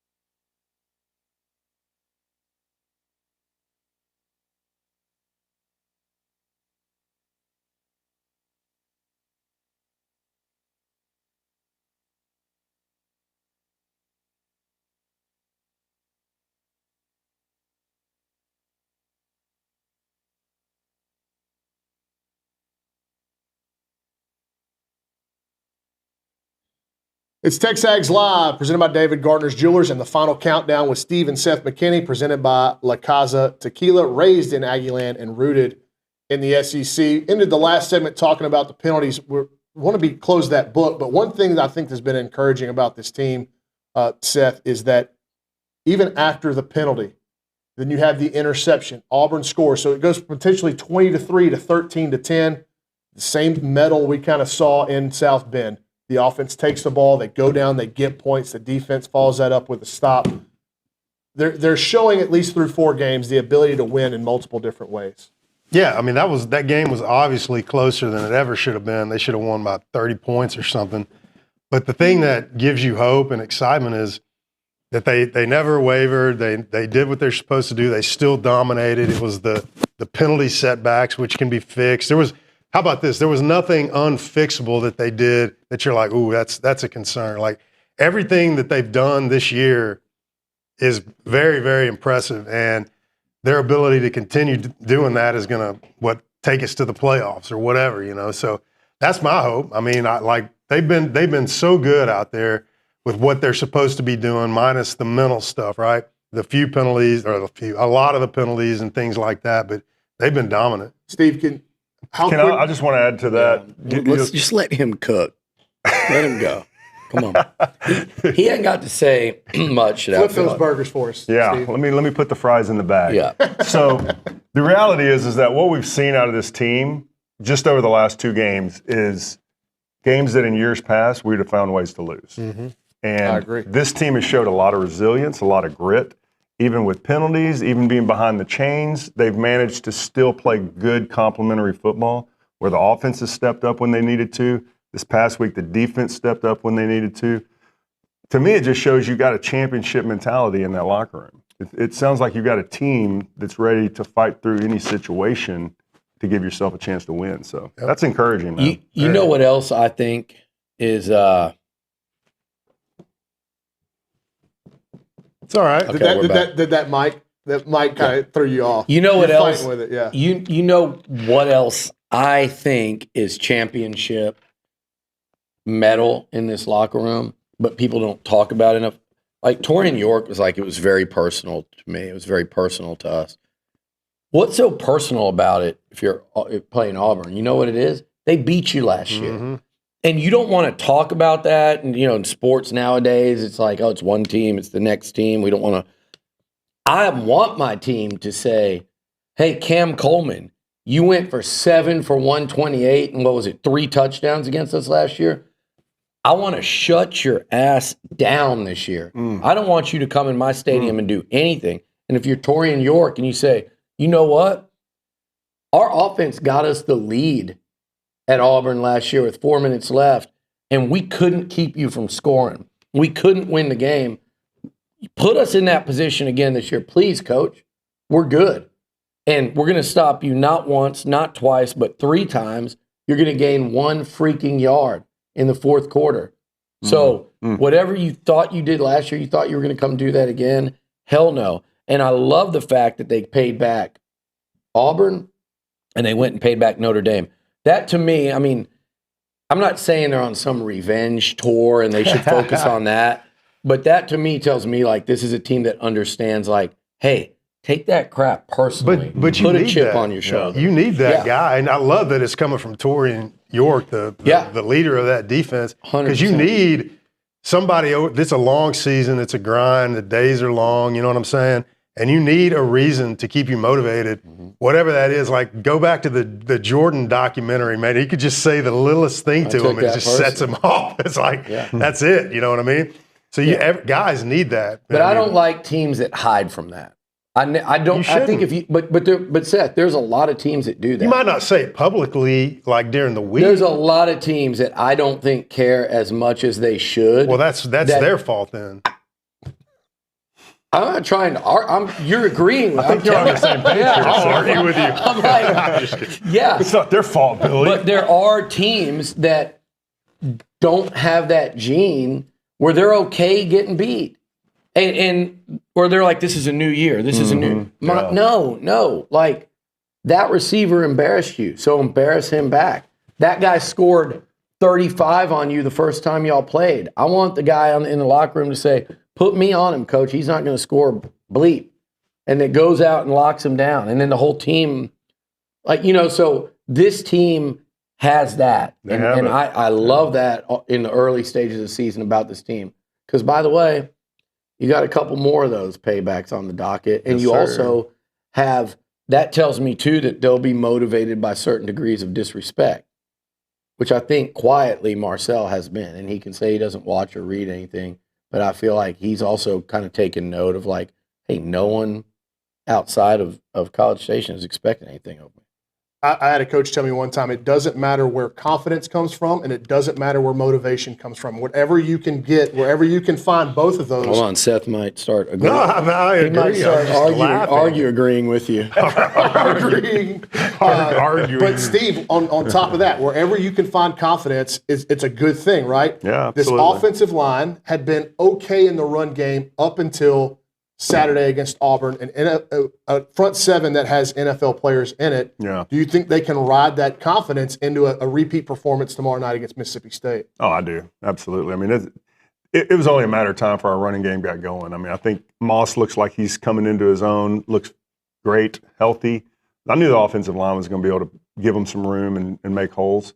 It's just a matter of being able to put together a game plan that allowed them to execute that. Because if you're not going to establish the run, or if you go against a defense that's forcing you to throw the ball, it's a little tough. So when we play balanced defenses that are going to make us be balanced, I think that's when we're going to really, really be successful. And frankly, teams have to do that because we can run and throw the ball. So you can't just load up the box and say, hey, beat us with your arm, because we will. Well, it's Bill Connolly on ESPN put out an article where he ranked all the P4 quarterbacks through a month in the season. Marcel was like in his 20s, and the reason why he had Marcel low is because against zone defenses this year, he's been shredding people. Mm-hmm. He struggled in man coverage. What I'm going to ask the two offensive linemen is, if people start playing man, that's going to essentially bring more guys down in the box, theoretically, correct? Is that going to make this run game even tougher? Like, are we going to have to – Marcel's going to have to hit some of these deep balls over the top to get them out of man coverage? I mean, they do need to hit a deep ball. At some point that needs to happen. They have. I would hope that they try us with man, because I think we got some man beaters out there. I do too. What about man when they're covering Craver crossing across the field, or KC on a deep route that's not quote over the top? That's still a really you're risking getting absolutely cooked. So I trying to play man against those two guys. But then also too, I mean, it's not just about playing man or zone. It's about how quickly you can decipher which one they're playing. Right. And if they're going to come out and play man a majority of the time, you're going to read it quicker, and I think you'll do better against it. Do you think man too, in part of these numbers, is when they're going with a lot of man, they're bringing a heavier blitz, and that's what's affecting the completion percentage? It certainly could be. Because Auburn had. Now, Marcel, he was sacked 4 times. At least 2, if not 3 of those, it was like immediate pressure, like the one where he did the intentional grounding. It was just like there were missed blocks, missed assignments. And then also he's got to process and get that hot read like McGee's talked about and get rid of it quicker. I think that has more to do with, because I think you invite man with these guys. I do too. Absolutely. Like you said, Seth, I think you invite it and say, yeah, you want to cover 7 and 1 with one guy? We'll get, and 2 and 3. I mean, that's a lot of speed out there. And you're right, too. They have to start hitting over the top. And I think the more you throw it, the more they will. I agree. Figure that out. I 100% agree with you that the personnel looks like it would be successful against man coverage. I just want to read the statistics that he had Marcel at 26th. Yeah, Marcel, I thought you already read them. 14th in QBR against zone defense. Mm-hmm. He's 123rd in QBR versus man defense. I will bet money. I think that will start even. That's pressure. Yeah. And I also think that doesn't will make start it evening right, out. but There's only 4 games of data points. I think that will start evening out because I think he's been better than that. How did he do against Notre Dame? So it wasn't efficient, but my big point chunks. is, how did he play against Notre Dame? I think winning football. Sensational. 400 yards on the road in that environment. That is so far beyond winning football. You're looking at completion percentage. He threw a pick on a fade that he should have thrown. It was a great play by the defensive guy. You're hoping your offensive guy will go up and get it. he won the game with a touchdown throw at the end. He drove them down the field for the game-winning touchdown drive. He ran for 40-something yards, threw for like 350. With a bad shoulder. Way more than winning football. So that's where, like, I think your stats matter. That's where I think your stats are crap. You know, like those numbers, if they tell you he played winning football in South Bend, I'd say he played championship Heisman football. I think he played winning football Saturday. Okay. But if you 15 of 22, but, you know, some trouble with the blitzes. There weren't, he did miss a couple of deep shots that could have changed the game. That to me was like more, the pick. You know what that interception was, though? Stop me when I say something that's not true. I'm blaming on these guys. Tell me when I say something that's not true. Why? You want me to describe it? I know exactly what's happening. Okay, so he had a snap away from where he was throwing, gets it, throws it, and then it happens to throw it high in a hurry, and then he misses a catch that could have made. All three were I mean, like they were like and the block. Yeah, everybody was at fault. And it just so happens that the guy caught it on the run. Every single thing that could have gone wrong. Did. Like if you said any of those things didn't happen, you're kicking a field goal. Yeah. But you want to know what else was winning football? Was the fact I can't remember who made the play. Craver. All right, that he stopped him, man. Yeah, it would have been that would have been awesome had they. But still, that's going to pay off dividends. Just like man, I guarantee you that was a bad play they showed, but I guarantee you they paid him huge compliments in the film room on that one. No doubt. I mean, I can think of a couple other times I've seen that where, like, obviously the famous one was Johnny doing it against La Tech because he forced a fumble. But Jordan Peterson against Missouri. Yep, right at the goal line. So that same end zone. Yeah, it was. But going back to what I was saying, he played great football there. I thought he played winning football in this one. He's going to have to play more. I think Marcel's going to have to play great football in some of these SEC games. We know that. So those stats, I do think they're interesting because I think what they're telling you, Bronny, is how him and the offensive line are handling pressure. Because the other thing about man coverage, right? If you want to start doing that, Mario and KC like going deep.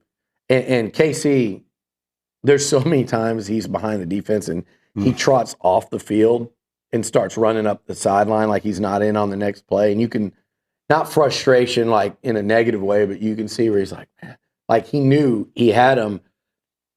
If they want to do that, you know what I want to see? Marcel should run for 80 yards in a game. That's coming too. And maybe it's because he doesn't want to be getting hit yet after the Utah State injury. But you're going to turn your backs and run down the field with those two guys and Ashton Bethel Roman. Yeah. You're going to be doing a lot of running. And number two, your back's going to be turned. And I would love to see Marcel just take off and go. Yeah. All right, when we come back, we're going to start picking some games. One of my favorite segments is listening to these guys haul back and forth. And we'll go over the standings. Olin Buchanan, very interesting stat for you guys at the desk. If you were fading Olin Buchanan, meaning if you listened to his picks every week and you picked the exact opposite, you'd be a very rich man. He's 9-21 on the season against the spread. We have a new walrus. We'll get to that and more when we come back. He's the anti-walrus. On the final countdown, TexAgs Live, presented by David Gardner's Jewelers.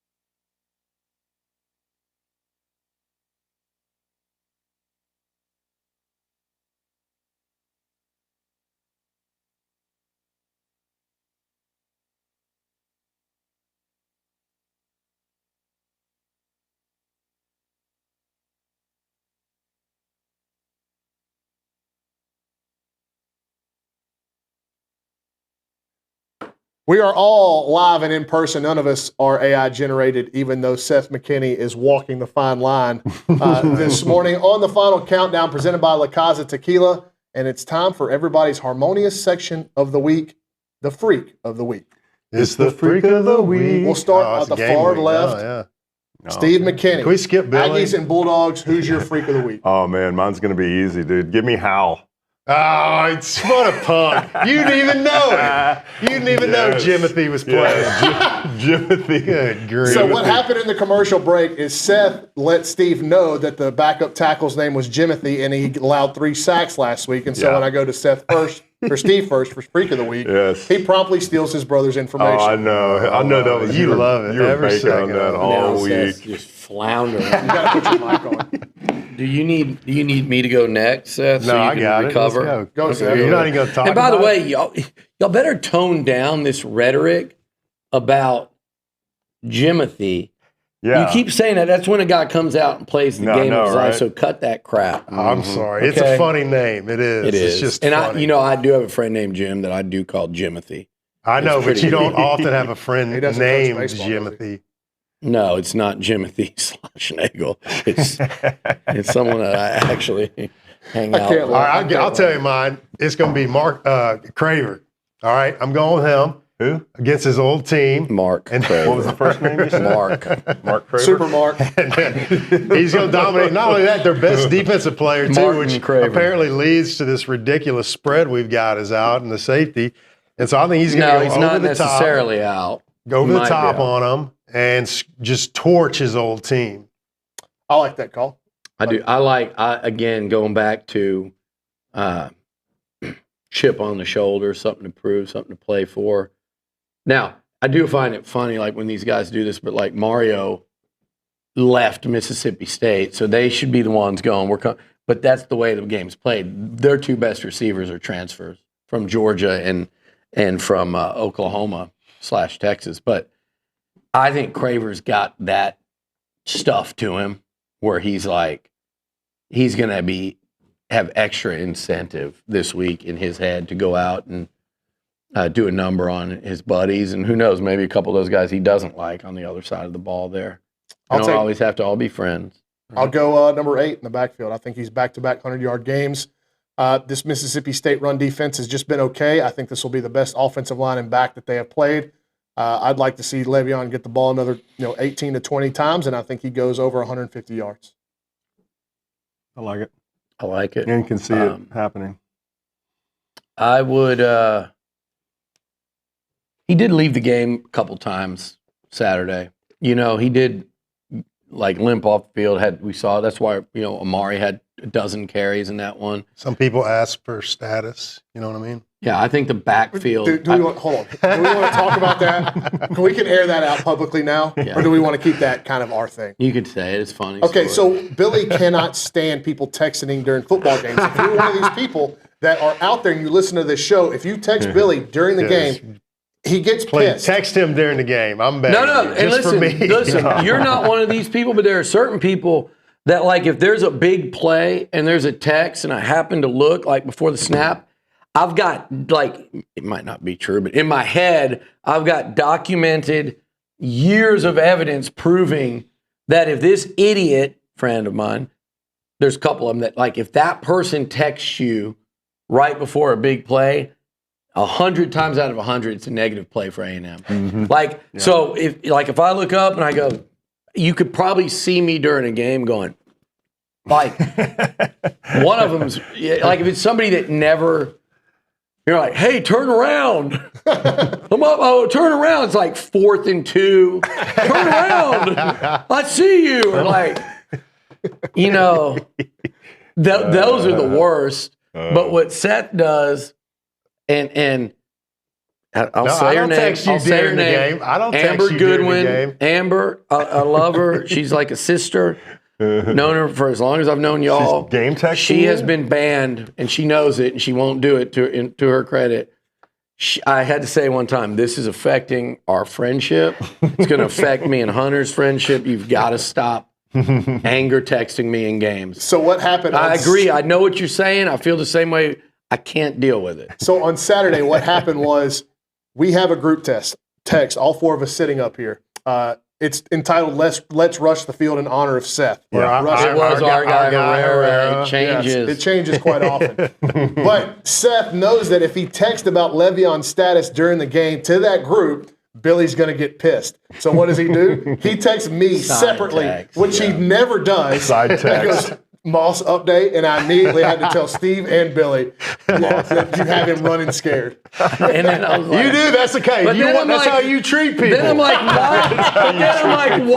why are you texting Brawning in game like he's down there with the medical where he's staff? at, but he's like I picture him in the media box or around other media. That's Nuno and Olin for future reference. My bad. If you want to sneak around. I hold him in a high regard. I should lower it. That's the baseball one, because I do that to him in baseball. What's the status? The guy leaves. Oh, man, that was good. Anyway, sleeper of the week. Hey, can I tell? Oh, you didn't do a freak, though. I do want to tell a funny story, too. I caught Bronny during I was sitting with some buddies at Traditions during a rain delay when A&M played Arkansas. And we're up, and it's a rain delay. And I go, oh, God, let's call it Expertinger, Weatheringer. He's going to have the whole. I'm being sarcastic, but we're actually calling because I'm like, I bet he's, probed around. I'm like, let's call Expertinger, see what he's got. And I call him on speakerphone. I go, hey, Weatheringer, what kind of great update do you got? I'm sure you've got all the latest. And he goes, well, I just talked to the head coach 30 seconds ago, so yeah, I'd say I've got pretty good information. This guy calls during the game. Something in his head said, I'm going to call early in game. Now, it's like an hour weather delay. They're all just sitting around, so baseball guy knows that. But it was just so perfect timing because I was like chiding him, chastising him. He's like, well, you know what? 27 minutes. I just talked to the head man. Jim Cantoringer, I like to call myself. Sleeper of the week, presented by the Sleep Station. Go see Jared McLeod and ask about a Tempur-Pedic or Purple mattress in the Specs parking lot at Texas and Harvey, and in front of Lowe's at William D. Fitch and Highway 6. The website is thesleepstation.com. Really quickly, though, Billy, can you give me a name for Freak of the Week, or we'll go to Sleeper? My Freak of the Week is, you guys are hitting everybody. I want to go. I'm gonna go with Marcel. If you guys are gonna have Craver going off and Le'Veon running for a lot of yards, and that's gonna probably mean a big night for the QB if he's able to. Do you want to do Sleeper now, other side of the break, and we'll go a little bit long to pick games? Well, we're gonna go long. So I got my Sleeper. Go Sleeper quick. I'm going with Marco Jones.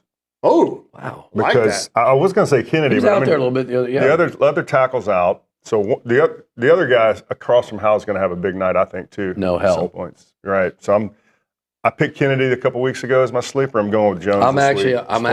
He didn't take mine, but we're working the same way. I'm going Deion Hayes. I thought he looked really good the other day. He had that big sack at the end, but I just thought he looked good. And then I've also got another sleeper because each of the last 3 weeks he's made a play. Reuben Owens. This might be a game where he makes, he has 3 big plays. I like seeing that. I'm going to go with Theo. I think the way that we've been running the ball, and hopefully we can get some play action off it and free him up and get a few yards. It's been a different tight end every week. Barkature, Amari Niblack's play last week was enormous. And so it could be up to Theo. Sleeper of the week, I've been on this guy. I just think he's due to pop a big play somewhere. Give me Terry Bussey. When we come back, we will close the final segment of the show on radio. Stick with us. We'll go to overtime and we'll pick some games on TexAgs Live, presented by David Gardner's Jewelers.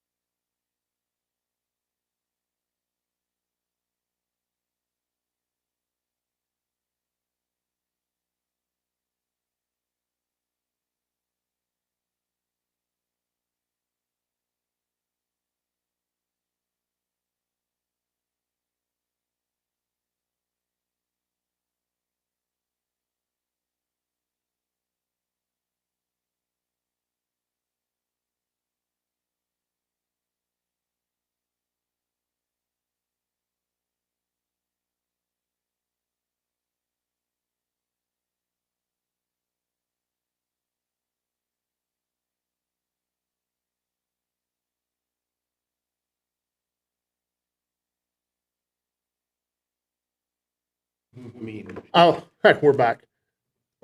Could have yelled at me louder. I wasn't paying attention. For those in the comments speculating that it's Atwell that's texting during the games, she's actually the least negative texter I get in game because, believe it or not rooting against us, which would shock some people, other than one game a year. But more importantly, you're lacking that level of true angst and vitriol, like that true level of like desperation and angst that only an Aggie can possess, or any college football fan while watching your team.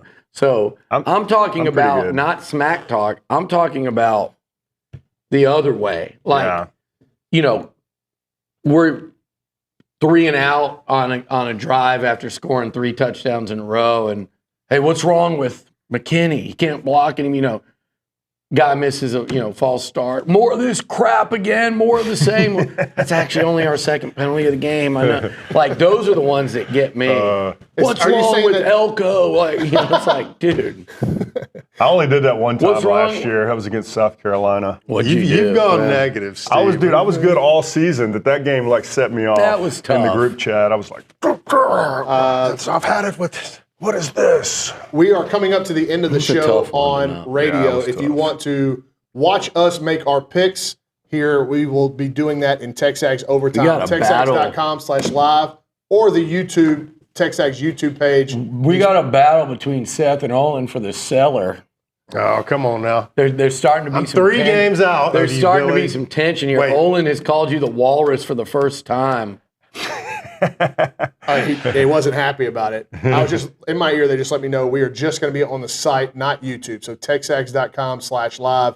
If you're listening to us on the radio or on the YouTube stream, go over to TexAgs.com/live, where we will do TexAgs Overtime, presented by the Rogue Shop. If you are having issues sleeping or staying asleep, Rogue Shop's THC and CBD gummies can and will help put you to sleep, or not text Billy during a game. Rogue Shop's cannabis is also great for those with chronic pain and anxiety, like Steve and Seth McKinney. Check out our website, rogueshop.com, for more information. Use code TexAgs for 10% off anything on the website. Seth, I do want to compliment you again for being much better with the sponsors now than you were in week 1. You've really taken to coaching and improved. Thank you. We have 2 bottles of La Casa tequila. The undeserved ridicule. We have the Reposado here on the desk, as well as both Reposados here on the desk. But we've got 2 bottles now. We also thank La Casa Tequila. If you've been tuning in all week, we appreciate it. David will be back on Monday. Stick with us here. We're about to kick it over to Reese Nygren in the Angry Elephant News and Social Center, because we got to go over some records. Let's start from the bottom and work our way up, because I want to get a little bit of laugh here. Yeah, so at the bottom is Olin Buchanan with a 9-21 record on the season. Wow. Embarrassing. Whoa. Wow. Golly. Here we go. He's about to... the birth of a feud. I like it. That door's going to sling open. Seth versus OB here. That door's going to sling open, and that limp's going to come in here wanting his pound of flesh. Now you're taking shots at him. I wasn't calling. I never took a shot. What did you say? I said he has a limp. I wasn't talking about anything else. You said the limp, by the way. You called him the limp. Yeah, you coined him the limp. We heard you. Sorry. I'm Team OB here, and I'm going to tell you what just happened. You guys just lit a fire under him. He's going to turn around. He's going to start studying. Trying. Yeah. You were catching more grief about your Ben Franklin glasses the other day from C-Rod, and the reason why, and he's right, we're driving through Yellowstone and going on these switchbacks like that could just one wrong move and it kills you. And Seth's got a thing of sunflower seeds in his lap, and I'm looking off of a literally